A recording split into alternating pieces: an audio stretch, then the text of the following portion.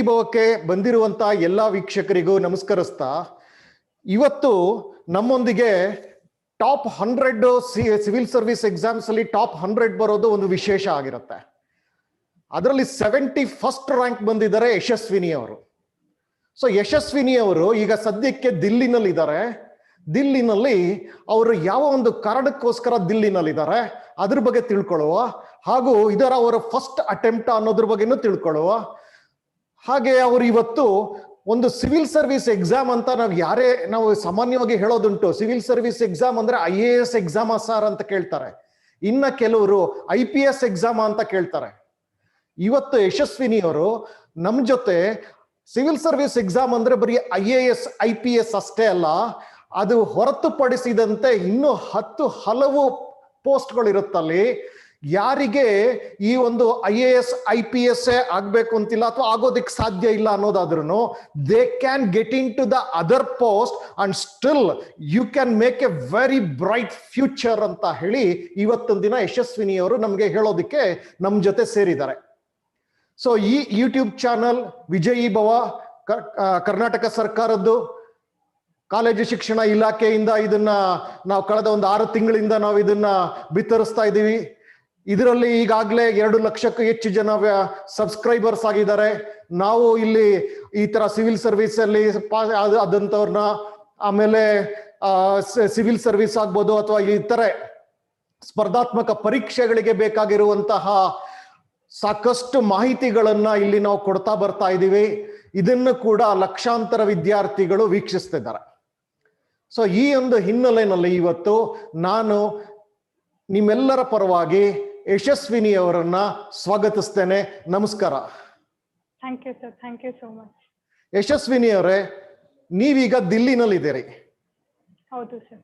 ದಿಲ್ಲಿನಲ್ಲಿ ಯಾವ ಒಂದು ಕಾರಣಕ್ಕೋಸ್ಕರ ಇದ್ದೀರಿ?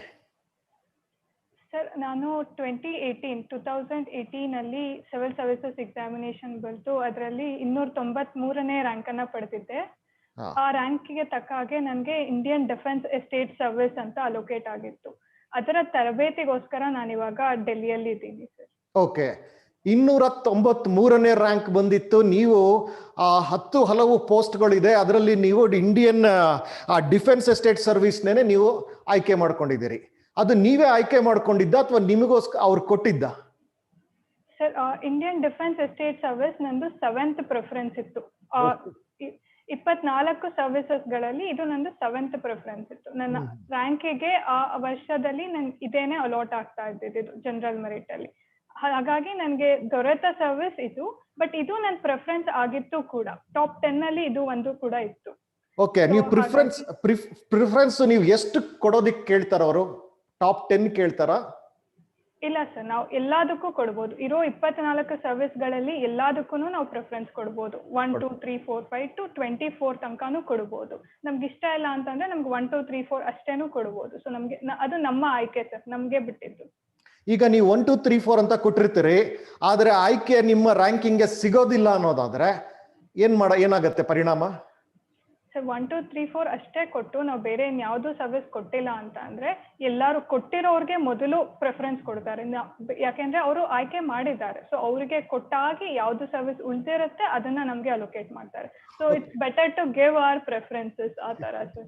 ಸೊ ಇದೊಂದು ರೀತಿಯಾಗಿ ಪಾಸ್ ಮಾಡೋದೇ ಒಂದು ದೊಡ್ಡ ಒಂದು ಟ್ರಿಕ್ಕಿ ಆಗಿ ನಾವು ಅದೆಲ್ಲ ಕ್ವಶನ್ಸ್ ಗಳ ಬಗ್ಗೆ ಅದನ್ನೆಲ್ಲವನ್ನು ನಾವು ಪ್ಲಾನ್ಡ್ ಆಗಿ ಮಾಡ್ಕೊಳ್ಬೇಕಾದ್ರೆ ನಂತರ ರ್ಯಾಂಕಿಂಗ್ ಬಂದ ನಂತರ ಪೋಸ್ಟಿಂಗ್ಸ್ ಗಳು ಆಗ್ಬೇಕಾದಾಗ್ಲೂ ಇದನ್ನು ನಾವು ಬಹಳ ಒಂದು ಯೋಚಿಸಿ ನಾವು ಇದು ನಮ್ಮ ಆಪ್ಷನ್ಸ್ ಗಳೆಲ್ಲ ಕೊಡ್ಬೇಕಾಗತ್ತೆ.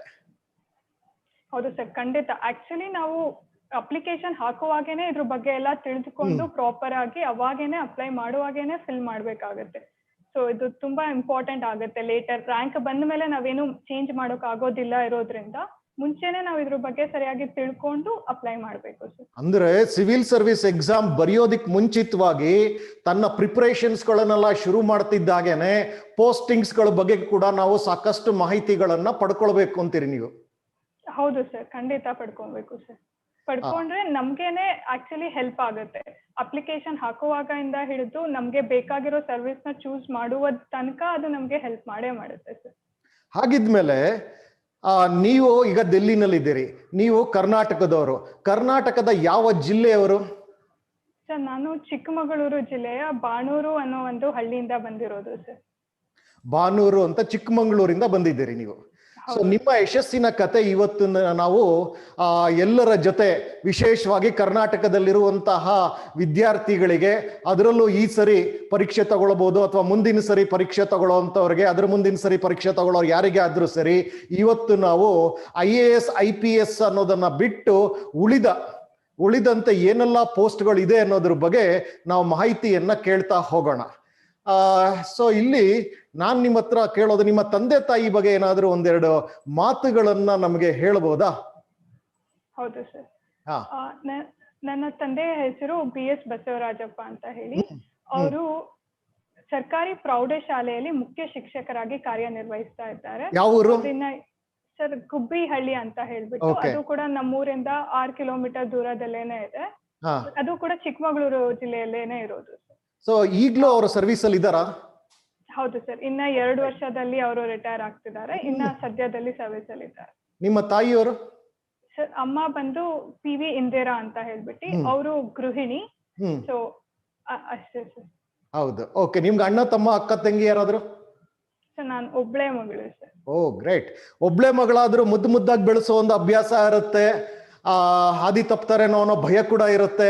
ಆದ್ರೆ ನಿಮ್ಮಲ್ಲಿ ಆ ರೀತಿಯಾದಂಥದ್ದು ಏನು ಆಗ್ಲಿಲ್ಲ. ಅದಕ್ಕೆ ಕಾರಣ ಏನು ಅಂತೀರಿ? ಸರ್ ನನ್ನನ್ನು ಮುದ್ದಾಗೇನೆ ಬೆಳೆಸಿಯಾರೆ, ಎಲ್ಲಾ ಫ್ರೀಡಮ್ ಅನ್ನು ಕೊಟ್ಟಿದ್ರು ನಾನು ಚಿಕ್ಕವಳಿದ್ದಾಗಿಂದಾನು. ಬಟ್ ಆಕ್ಚುಲಿ ನನ್ಗೆ ಇದೇನೋ ಒಂದ್ ಮಾಡ್ಬೇಕು, ಏನೋ ಒಂದ್ ಸಾಧನೆ ಮಾಡ್ಬೇಕು ಅಂತ ಚಿಕ್ಕವಳಿದ್ದಾಗಿಂದ ಒಂದು ಏನಾದ್ರೂ ಮಾಡ್ಬೇಕು ಅಂತ ಇದ್ದಿದ್ದು ತಲೆಯಲ್ಲಿತ್ತು. ಅದನ್ನ ನಾನು ಪರ್ಸ್ಯೂ ಮಾಡ್ಕೊಂಡು ಹೋಗಿದ್ರಿಂದ ಇವತ್ತದ್ ಸಾಧ್ಯ ಆಯ್ತು. ಸೊ ಮುದ್ದು ಮಾಡಿ ಬೆಳೆಸೋದಕ್ಕೂನು ನಾವು ಸಾಧಿಸೋದಕ್ಕೂನು ಎರಡಕ್ಕೂ ಅಷ್ಟೊಂದೇನ್ ಲಿಂಕ್ ಇಲ್ಲ. ಅವ್ರ ಸಹಾಯ ಮತ್ತು ಅವ್ರ ಸಪೋರ್ಟ್ ಇದ್ರೆ ಸಾಕು ತಂದೆ ತಾಯಿಗಳು. ಸೊ ಆ ಒಂದು ಹಳ್ಳಿನಲ್ಲಿ ಇದ್ದಂತ ನಿಮಗೆ ಈ ರೀತಿಯಾದಂತ ಕನಸುಗಳೆಲ್ಲ ನಿಮಗೆ ಬಂದದ್ದು ಯಾವಾಗ? ಡಿಗ್ರಿ ಡಿಗ್ರಿನಲ್ಲಿ ಇರ್ಬೇಕಾದಾಗ್ಲಾ ಅಥವಾ ಇಂಜಿನಿಯರಿಂಗ್ ಮಾಡ್ಬೇಕಾದಾಗ್ಲಾ, ಅಥವಾ ಯಾವಾಗ ನಿಮ್ಗೆ ಈ ತರ ಒಂದು ನಾನು IAS ಅಥವಾ ಸಿವಿಲ್ ಸರ್ವಿಸ್ ಎಕ್ಸಾಮ್ ತಗೊಳ್ಬೇಕು ಅಂತ ಅನಿಸ್ತು? ಸರ್ ನನ್ಗೆ 8th 9th ಸ್ಟ್ಯಾಂಡರ್ಡ್ ಅಲ್ಲಿ ಇರುವಾಗ ಒಂದ್ ಥಾಟ್ ಬಂತು ಅಷ್ಟೇ. ಬಟ್ ಅದಕ್ಕೇನು ಸೋರ್ಸ್ ಇರ್ಲಿಲ್ಲ, ಅದಕ್ಕೆ ನಾನು ಗುರಿ ಇರ್ಲಿಲ್ಲ, ಒಂದ್ ಹಾದಿ ಇರ್ಲಿಲ್ಲ, ಒಂದ್ ಮಾರ್ಗ ಕಾಣಿಸ್ತಾ ಇರ್ಲಿಲ್ಲ. ಸೊ ನಾನು ಥಾಟ್ ಅನ್ನ ತಲೆಯಲ್ಲೇ ಇಟ್ಕೊಂಡು ಬಿಟ್ಬಿಟ್ಟಿದ್ದೆ ಅದನ್ನ, ಮುಂದೆ ಏನಾಗತ್ತೆ ನೋಡೋಣ ಅಂತ ಹೇಳ್ಬಿಟ್ಟು. ಬಟ್ ಇಂಜಿನಿಯರಿಂಗ್ ಗೆ ಬಂದಾಗ ನನ್ಗೆ ಒಂದು ಗ್ರೂಪ್ ಆಫ್ ಫ್ರೆಂಡ್ಸ್ ಸಿಕ್ಕಿದ್ರು, ಎಲ್ಲಾರು ಇದೇ ತರ ಮಾಡ್ಬೇಕು ಅಂತ ಇದ್ದವ್ರು. ಅವ್ರ ಜೊತೆ ಎಲ್ಲ ಮಾತಾಡಿ ಇದ್ರ ಬಗ್ಗೆ ಸ್ವಲ್ಪ ಜಾಸ್ತಿ ತಿಳ್ಕೊಂಡ ಮೇಲೆ ನಾನು ಪ್ರಾಪರ್ ಆಗಿ ಡಿಸೈಡ್ ಮಾಡಿದ್ದು ಸಿವಿಲ್ ಸರ್ವಿಸಸ್ ಮಾಡ್ಬೇಕು ಅಂತ ಹೇಳ್ಬಿಟ್ಟಿದ್ದೆ. ಸೊ ಇಂಜಿನಿಯರಿಂಗ್ ಅಲ್ಲಿ ನಾನು ಡಿಸೈಡ್ ಮಾಡಿದ್ದು. ಇಂಜಿನಿಯರಿಂಗ್ ಅಲ್ಲಿ ನೀವು ಡಿಸೈಡ್ ಮಾಡ್ಕೊಂಡ್ರಿ. ಸೊ ನೀವು ಓದಿದಂತ ಶಾಲೆ ಕಾಲೇಜುಗಳ ಬಗ್ಗೆ ಒಂದು ಎಲ್ಲಿ ಏನು ಅಂತ ಹೇಳ್ಬೋದಾ? ಹೌದು ಸರ್, ನಾನು ಪ್ರಾಥಮಿಕ ಶಾಲೆಯನ್ನ ಬಾಣೂರು ಅಲ್ಲೇ ಮಾಡಿದ್ದು, ಗವರ್ಮೆಂಟ್ ಪ್ರೈಮರಿ ಸ್ಕೂಲ್ ಅಲ್ಲಿ. ಅದಾದ್ಮೇಲೆ ಇಂಗ್ಲಿಷ್ ಮೀಡಿಯಂಗೆ ನಾನು ಚೇಂಜ್ ಮಾಡ್ಕೊಂಡೆ, ದೀಕ್ಷಾ ಇಂಗ್ಲಿಷ್ ಹೈಸ್ಕೂಲ್ ಅಂತ ಕಡೂರಲ್ಲಿ. ಇದೆರಡು ಚಿಕ್ಕಮಗಳೂರು ಜಿಲ್ಲೆಯಲ್ಲಿ ಆಗಿತ್ತು. ಅದಾದ್ಮೇಲೆ ಫಸ್ಟ್ PU ಸೆಕೆಂಡ್ PUಗೋಸ್ಕರ ನಾನು ಶಿವಮೊಗ್ಗಗೆ ಹೋದೆ. ಶಿವಮೊಗ್ಗದ ಶ್ರೀ ಅರಬಿಂದೋ ಪ್ರಿ ಯೂನಿವರ್ಸಿಟಿ ಕಾಲೇಜಿನಲ್ಲಿ ನಾನು ಫಸ್ಟ್ PU ಸೆಕೆಂಡ್ PU ಮಾಡಿದ್ದು. ಅದ ನಂತರ ನಾನು RV ಕಾಲೇಜ್ ಆಫ್ ಇಂಜಿನಿಯರಿಂಗ್ ಅಲ್ಲಿ ಎಲೆಕ್ಟ್ರಾನಿಕ್ಸ್ ಅಂಡ್ ಕಮ್ಯುನಿಕೇಶನ್ ಇಂದ ಗ್ರಾಜುಯೇಷನ್ ಮಾಡ್ಕೊಂಡಿದ್ದೀನಿ ಸರ್. 2017 ಅಲ್ಲಿ ನಂದು ಗ್ರಾಜುಯೇಷನ್ ಮುಗಿತು. 2017 ನಲ್ಲಿ? ಹೌದು sir. So RV engineering college ಬೆಂಗಳೂರಲ್ಲಿ ಸೀಟ್ ಸಿಗಬೇಕಾದ್ರೆ ರ್ಯಾಂಕಿಂಗ್ ತುಂಬಾ ಚೆನ್ನಾಗಿರ್ಬೇಕು ಅಂತಾರೆ, CET ರ್ಯಾಂಕಿಂಗ್ಸ್ ಎಲ್ಲ. ಹೇಗ್ ಬಂದಿತ್ತು? ನಂದು 406 ಅಷ್ಟತ್ರ ಯಾವ್ದೋ ರ್ಯಾಂಕ್ ಬಂದಿದೆ. ಹಾಗಾಗಿ ನಿಮ್ಗೆ RV ಕಾಲೇಜ್ ಅಲ್ಲಿ ನಿಮ್ಗೆ ಇಂಜಿನಿಯರಿಂಗ್ ಮಾಡೋದಕ್ಕೆ, that means you are competitive enough. Yes sir, hopefully. So ನೀವು ಚಾಲೆಂಜಸ್ಗಳನ್ನ ತಗೊಳ್ತಿದ್ದೀರಿ. ಅಲ್ಲೆಲ್ಲೋ ಚಿಕ್ಕಮಗಳೂರಿನ ಒಂದು ಪುಟ್ಟ ಹಳ್ಳಿನಲ್ಲಿ ಬೆಳೆದಂತವ್ರು ಬೆಂಗಳೂರಿನ ಪ್ರತಿಷ್ಠಿತ ಇಂಜಿನಿಯರಿಂಗ್ ಕಾಲೇಜುಗಳಲ್ಲಿ ಸೀಟ್ ಗಿಟ್ಟಿಸ್ಕೊಳ್ಬಹುದು ಅನ್ನೋದನ್ನ ತೋರಿಸ್ಕೊಟ್ರಿ. ಸೊ ಮುಂದಿನ ದಿನಗಳಲ್ಲಿ ವಿತಿನ್ ಜಸ್ಟ್ 2 years ಅಲ್ಲಿ ನೀವು ಸಿವಿಲ್ ಸರ್ವಿಸ್ ಎಕ್ಸಾಮ್ಸ್ ಕ್ರ್ಯಾಕ್ ಮಾಡೋ ಅಷ್ಟು ನಿಮ್ಮಲ್ಲಿ ಕಾನ್ಫಿಡೆನ್ಸ್ ಬೆಳೆದಿದೆ. ಸೊ ಈ ಇಂಜಿನಿಯರಿಂಗ್ ಕಾಲೇಜಲ್ಲಿ ಸ್ನೇಹಿತರ ಜೊತೆ ನೀವು ಚರ್ಚೆ ಮಾಡಿದ್ರಿ, ಒಂದು ಗುಂಪು ಮಾಡ್ಕೊಂಡ್ರಿ. ಆದ್ರೆ ಈ ಒಂದು ಎಕ್ಸಾಮ್ಗೆ ಎಲ್ಲಾದ್ರೂ ಪ್ರಿಪರೇಷನ್ ಸ್ಟಾರ್ಟ್ ಮಾಡ್ಕೊಂಡಿದ್ರಾ ಅಲಾಂಗ್ ವಿತ್ ಇಂಜಿನಿಯರಿಂಗ್ ಸಣ್ಣದಾಗಿ? Yes sir, last year of engineering ಅಲ್ಲಿ ನಾನು ಸ್ವಲ್ಪ ಬೇಸಿಕ್ಸ್ ಎಲ್ಲದನ್ನು ಓದಕ್ಕೆ ಸ್ಟಾರ್ಟ್ ಮಾಡಿದ್ದೆ. ನ್ಯೂಸ್ ಪೇಪರ್ 3rd year ಅಲ್ಲೇನೆ ಸ್ಟಾರ್ಟ್ ಮಾಡಿದ್ದೆ. NCERT ಸ್ವಲ್ಪ ಓದ್ತಾ ಇದ್ದೆ. ಯಾವ ಸಬ್ಜೆಕ್ಟ್ ಬಗ್ಗೆ ನನ್ಗೆ ಏನು ನಾಲೆಡ್ಜ್ ಇದ್ದಿರ್ಲಿಲ್ಲ, ಅದ್ರ ಬಗ್ಗೆ ಸ್ವಲ್ಪ ತಿಳ್ಕೊಳಕ್ಕೆ ಟ್ರೈ ಮಾಡ್ತಾ ಇದ್ದೆ. ಲೈಕ್ ಎಕಾನಮಿ ಬಗ್ಗೆ ನನ್ಗೆ ಏನು ಐಡಿಯಾ ಕೂಡ ಇದ್ದಿರ್ಲಿಲ್ಲ. ಆ ತರದ್ದೆಲ್ಲ ಸ್ವಲ್ಪ ಸ್ಟಾರ್ಟ್ ಮಾಡಿದ್ದೆ ಸರ್ ನಾನು. ಸೊ ಇಂಜಿನಿಯರಿಂಗ್ ಸಬ್ಜೆಕ್ಟ್ಸ್ ಎಲ್ಲ ಟಫ್ ಆಗಿರುತ್ತೆ ಅಂತಾರೆ, ಅದರ ಜೊತೆಗೆ ಇನ್ನೊಂದು ಟಫ್ ಎಕ್ಸಾಮ್ಗೂ ನೀವು ತಯಾರಿ ಪ್ಯಾರಲಲ್ ಆಗಿ ನಡೆಸ್ಕೊಂಡು ಬಂದ್ರಿ. ಹಾಗಾಗಿ ಬಹಳ ಬೇಗ ನೀವು ಯಶಸ್ಸನ್ನ ಸಾಧನೆ ಮಾಡ್ಲಿಕ್ಕಾಯ್ತು. If you do not mind, can we ask your age? Yes sir, ನಾನೀಗ ಸೆಪ್ಟೆಂಬರ್ ಅಲ್ಲಿ 25 ಇಯರ್ಸ್ ಆಗುತ್ತೆ ಸರ್ ನನಗೆ. ಸೊ 25 ಇಯರ್ಸ್ಗೆ you are reaching to that level. So retirement ಆಗುವಷ್ಟರಲ್ಲಿ ನೀವೇನಾಗ್ಬೋದು ಸರ್? ಹೋಪ್ಫುಲಿ ಸೆಕ್ರೆಟರಿಯೇಟ್ ಅಲ್ಲಿ ಒಂದು ಪೋಸ್ಟ್ ಸಿಕ್ಕತ್ತೆ, ಸೆಕ್ರೆಟರಿ ತನಕ ಹೋಗ್ಬೋದು. ಬಟ್ ಅದೇ ಚಾನ್ಸಸ್ ಇದ್ರೆ ಕ್ಯಾಬಿನೆಟ್ ಸೆಕ್ರೆಟರಿ ತನಕನೂ ಹೋಗ್ಬೋದು. ಹೋಪ್ಫುಲಿ. ಸೊ ಎನಿವೆ, ಇದೆಲ್ಲ ಬಹಳ ಖುಷಿ ಕೊಡುವಂತ ವಿಚಾರ ಕರ್ನಾಟಕದವರಿಗೆ, ಹಳ್ಳಿಯ ವಿದ್ಯಾರ್ಥಿಗಳಿಗೆ ವಿಶೇಷವಾಗಿ. ಸೊ ಪ್ಲಾನಿಂಗ್ ಮಾಡಿಕೊಂಡು ಅದರ ಪ್ಲಾನಿಂಗ್ ಇಂದ ನಾವು ಬಿದ್ದು ಅದಕ್ಕೆ ಏನೆಲ್ಲ ಪರಿಶ್ರಮ ಪಡಬೇಕೋ ಪಟ್ರೆ ಖಂಡಿತವಾಗೂ ಯಶಸ್ಸು ಸಿಗುತ್ತೆ ಅನ್ನೋದಕ್ಕೆ ನೀವು ಕೂಡ ಆ ಒಂದು ಮೋಟಿವೇಶನ್ ಫ್ಯಾಕ್ಟರ್ ಅಂತೂ ಆಗೇ ಆಗ್ತೀರಿ. ಸೊ ನಾನು ಮುಂದಕ್ಕೀಗ ಈ IAS ಸಿವಿಲ್ ಸರ್ವಿಸ್ ಎಕ್ಸಾಮ್ ಅಲ್ಲಿ IAS ಇವತ್ತು ಟಾಪಿಕ್ ಇರೋದು, ನಾವು ಹೇಳ್ಬೇಕಾಗಿರೋದು ಸಿವಿಲ್ ಸರ್ವಿಸ್ ಎಕ್ಸಾಮ್ ಅಲ್ಲಿ IAS IPS ಬಿಟ್ಟು ಉಳಿದದ ಬಗ್ಗೆ ನಾವು ಮಾತಾಡಬೇಕು ಅಂತ ಅನ್ಕೊಂಡು. ಸೊ ಮೊದಲನೇದಾಗಿ ಈ ಸಿವಿಲ್ ಸರ್ವಿಸ್ ಅಂದ್ರೆ ಏನು ಎತ್ತ ಅನ್ನೋದ್ರ ಬಗ್ಗೆ ಒಂದು 2 ನಿಮಿಷದಲ್ಲಿ ನೀವು ಹೇಳ್ಬೋದಾ? ಹಾ ಸರ್, ನಾನು ಒಂದು ಚಿಕ್ಕ PPT ಅನ್ನು ಕೂಡ ಪ್ರೆಸೆಂಟ್ ಮಾಡಬೇಕು ಅಂತ ಅನ್ಕೊಂಡಿದ್ದೀನಿ ಇದೇ ವಿಷಯದ ಬಗ್ಗೆ. ಅದರಲ್ಲಿ ನಂದು ಫಸ್ಟ್ ಸ್ಲೈಡ್ ಕೂಡ ಸಿವಿಲ್ ಸರ್ವಿಸಸ್ ಎಕ್ಸಾಮಿನೇಷನ್ ಬಗ್ಗೆನೇ ಇರೋದ್ರಿಂದ ನಾನು ಅದನ್ನ ಒಂದು ಸ್ವಲ್ಪ ತೋರಿಸ್ಬಿಟ್ಟು ಜೊತೆಗೇನೆ ಎಕ್ಸ್ಪ್ಲೈನ್ ಮಾಡಕ್ಕೆ ಖಂಡಿತವಾಗಿ.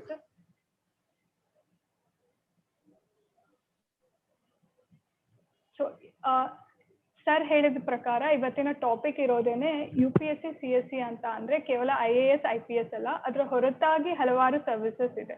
ಸೊ ನಮ್ಗೆ ಅದ್ರ ಬಗ್ಗೆನೂ ಕೂಡ ಒಂದು ಸಂಕ್ಷಿಪ್ತವಾದ ಪರಿಚಯ ಇದ್ರೆ ನಮ್ಗೆ ಅದ್ರ ಮುಂದೆ ಹೋಗೋದ್ರಲ್ಲಿ ಸ್ವಲ್ಪ ಸಹಕಾರಿ ಆಗತ್ತೆ ಅಂತ ಹೇಳ್ಬಿಟ್ಟು ನಾವು ಈ ಟಾಪಿಕ್ ಅನ್ನ ಚೂಸ್ ಮಾಡಿರೋದು. ಸೊ ಇದಕ್ಕಿಂತ ಮುಂಚೆ ಸಿವಿಲ್ ಸರ್ವಿಸಸ್ ಎಕ್ಸಾಮಿನೇಷನ್ ಅಂದ್ರೆ ಏನು ಅಂತ ಹೇಳ್ಬೇಕು ಅಂತ ಅನ್ಕೊಳ್ಳಿ. ಇದು ಒಂದು ಭಾರತಾದ್ಯಂತ ನಡೆಸುವಂತ ಒಂದು ಸ್ಪರ್ಧಾತ್ಮಕ ಪರೀಕ್ಷೆ. ಕೇಂದ್ರ ಸರ್ಕಾರ ನಡೆಸ್ತಕ್ಕಂಥದ್ದು. ಇದು UPSC ಅನ್ನುವ ಒಂದು ಆರ್ಗನೈಸೇಷನ್ ಮೂಲಕ ನಡೆಸ್ತಾರೆ, union public service commission. So ಇವರು 3 ಹಂತದಲ್ಲಿ ಈ ಎಕ್ಸಾಮ್ ಅನ್ನ ನಡೆಸ್ತಾರೆ. ಇದು ಎಲ್ಲರಿಗೂ ಗೊತ್ತಿದೆ, ಪ್ರಿಲಿಮಿನರಿ, ಮೇನ್ಸ್ ಅಂಡ್ ಪರ್ಸನಾಲಿಟಿ ಅಂತ ಹೇಳ್ಬಿಟ್ಟು. ಇದು 3 ನಾವು ಭೇದಿಸಿ ಪಾಸ್ ಆಗಿ ಒಂದು ರ್ಯಾಂಕ್ ತಗೊಂಡ ಮೇಲೆ ನಮ್ಗೆ ಒಂದು ಸರ್ವಿಸ್ ಅಲೋಕೇಟ್ ಆಗುತ್ತೆ. ಸೊ ಆ ಸರ್ವಿಸಸ್ ಟೋಟಲ್ ಆಗಿ 24 ಇತ್ತು. ಆದ್ರೆ ಇವಾಗ ಇಂಡಿಯನ್ ರೈಲ್ವೆ ಸರ್ವಿಸಸ್ ನ ಮರ್ಜ್ ಮಾಡಿ ತೆಗೆದು ಸೆಪರೇಟ್ ಎಕ್ಸಾಮ್ ಮಾಡ್ಬೇಕು ಅಂತ ಇರೋದ್ರಿಂದ ಇವಾಗ ಅದು 20 ಆಗಬಹುದು. ಅದಿನ್ನ ಪ್ರಾಪರ್ ಆಗಿ ನಮ್ಗೆ ಇನ್ನ ಅದ್ರದ್ದು ಗೊತ್ತಾಗಿಲ್ಲ. ಮಾಹಿತಿ ಸಿಕ್ಕುವುದು ಇನ್ನೊಂದ್ ಸ್ವಲ್ಪ ದಿನಗಳಲ್ಲಿ ಸಿಕ್ಕತ್ತೆ, ಇವಾಗ ಎಕ್ಸಾಮ್ ಬರೀಬೇಕು ಅಲ್ಲ.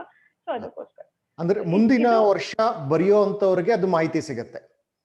ಹೌದು ಸರ್, ಅವ್ರು ಅಪ್ಲೈ ಮಾಡುವಾಗೇನೆ ಅದು 4 ಸರ್ವಿಸಸ್ ನ ಲಿಸ್ಟ್ ಇಂದ ತೆಗ್ದ್ಬಿಟ್ಟಿರ್ತಾರೆ, ಇಲ್ಲ ಅದರಲ್ಲಿ ಸರ್ವಿಸಸ್ ವೇಕೆನ್ಸಿ 0 ಮಾಡಿರ್ತಾರೆ. ಹೌದು. ಸಾಧಾರಣವಾಗಿ ಏನಾಗುತ್ತೆ ಅಂದ್ರೆ ಅಡ್ವರ್ಟೈಸ್ಮೆಂಟ್ ಏನ್ ಬಂದಿರುತ್ತೆ, ಅಡ್ವರ್ಟೈಸ್ಮೆಂಟ್ ಗೆ ಪರೀಕ್ಷೆಗಳು ಮುಗಿಯುತ್ತೆ, ಅದ್ರ ಪ್ರಕಾರನೇ ಎಲ್ಲವೂ ನಡ್ಕೊಂಡು ಹೋಗುತ್ತೆ. ಹೌದಲ್ಲ? ಹೌದು ಸರ್, ಇವಾಗ ಆಲ್ರೆಡಿ ವೇಕೆನ್ಸಿ ಅದರಲ್ಲಿ 0 ಅಂತಾನೆ ಹಾಕಿದ್ದಾರೆ ಸಿವಿಲ್ ಸರ್ವಿಸಸ್ ಎಕ್ಸಾಮಿನೇಷನ್ ಅಲ್ಲಿ ಬರೀತಾ ಇರೋರಿಗೆ. ಸೊ ಅದ್ರಲ್ಲಿ ವೇಕೆನ್ಸಿ 0ನೇ ಇರೋದು ಇವಾಗ. ಸೊ 20 ಸರ್ವಿಸ್ಗೆ ನಾವು ಇವಾಗ ಸಿವಿಲ್ ಸರ್ವಿಸಸ್ ಎಕ್ಸಾಮಿನೇಷನ್ ಬರೆದ್ರೆ ನಮ್ಗೆ ದೊರೆಯುವಂತ ಸರ್ವಿಸಸ್ ಆ 20 ಓಕೆ, ಮುಂದಿನ ಸ್ಲೈಡ್ಗಳಲ್ಲಿ ಏನು ಹೇಳ್ಬೋದು? ಹೌದು.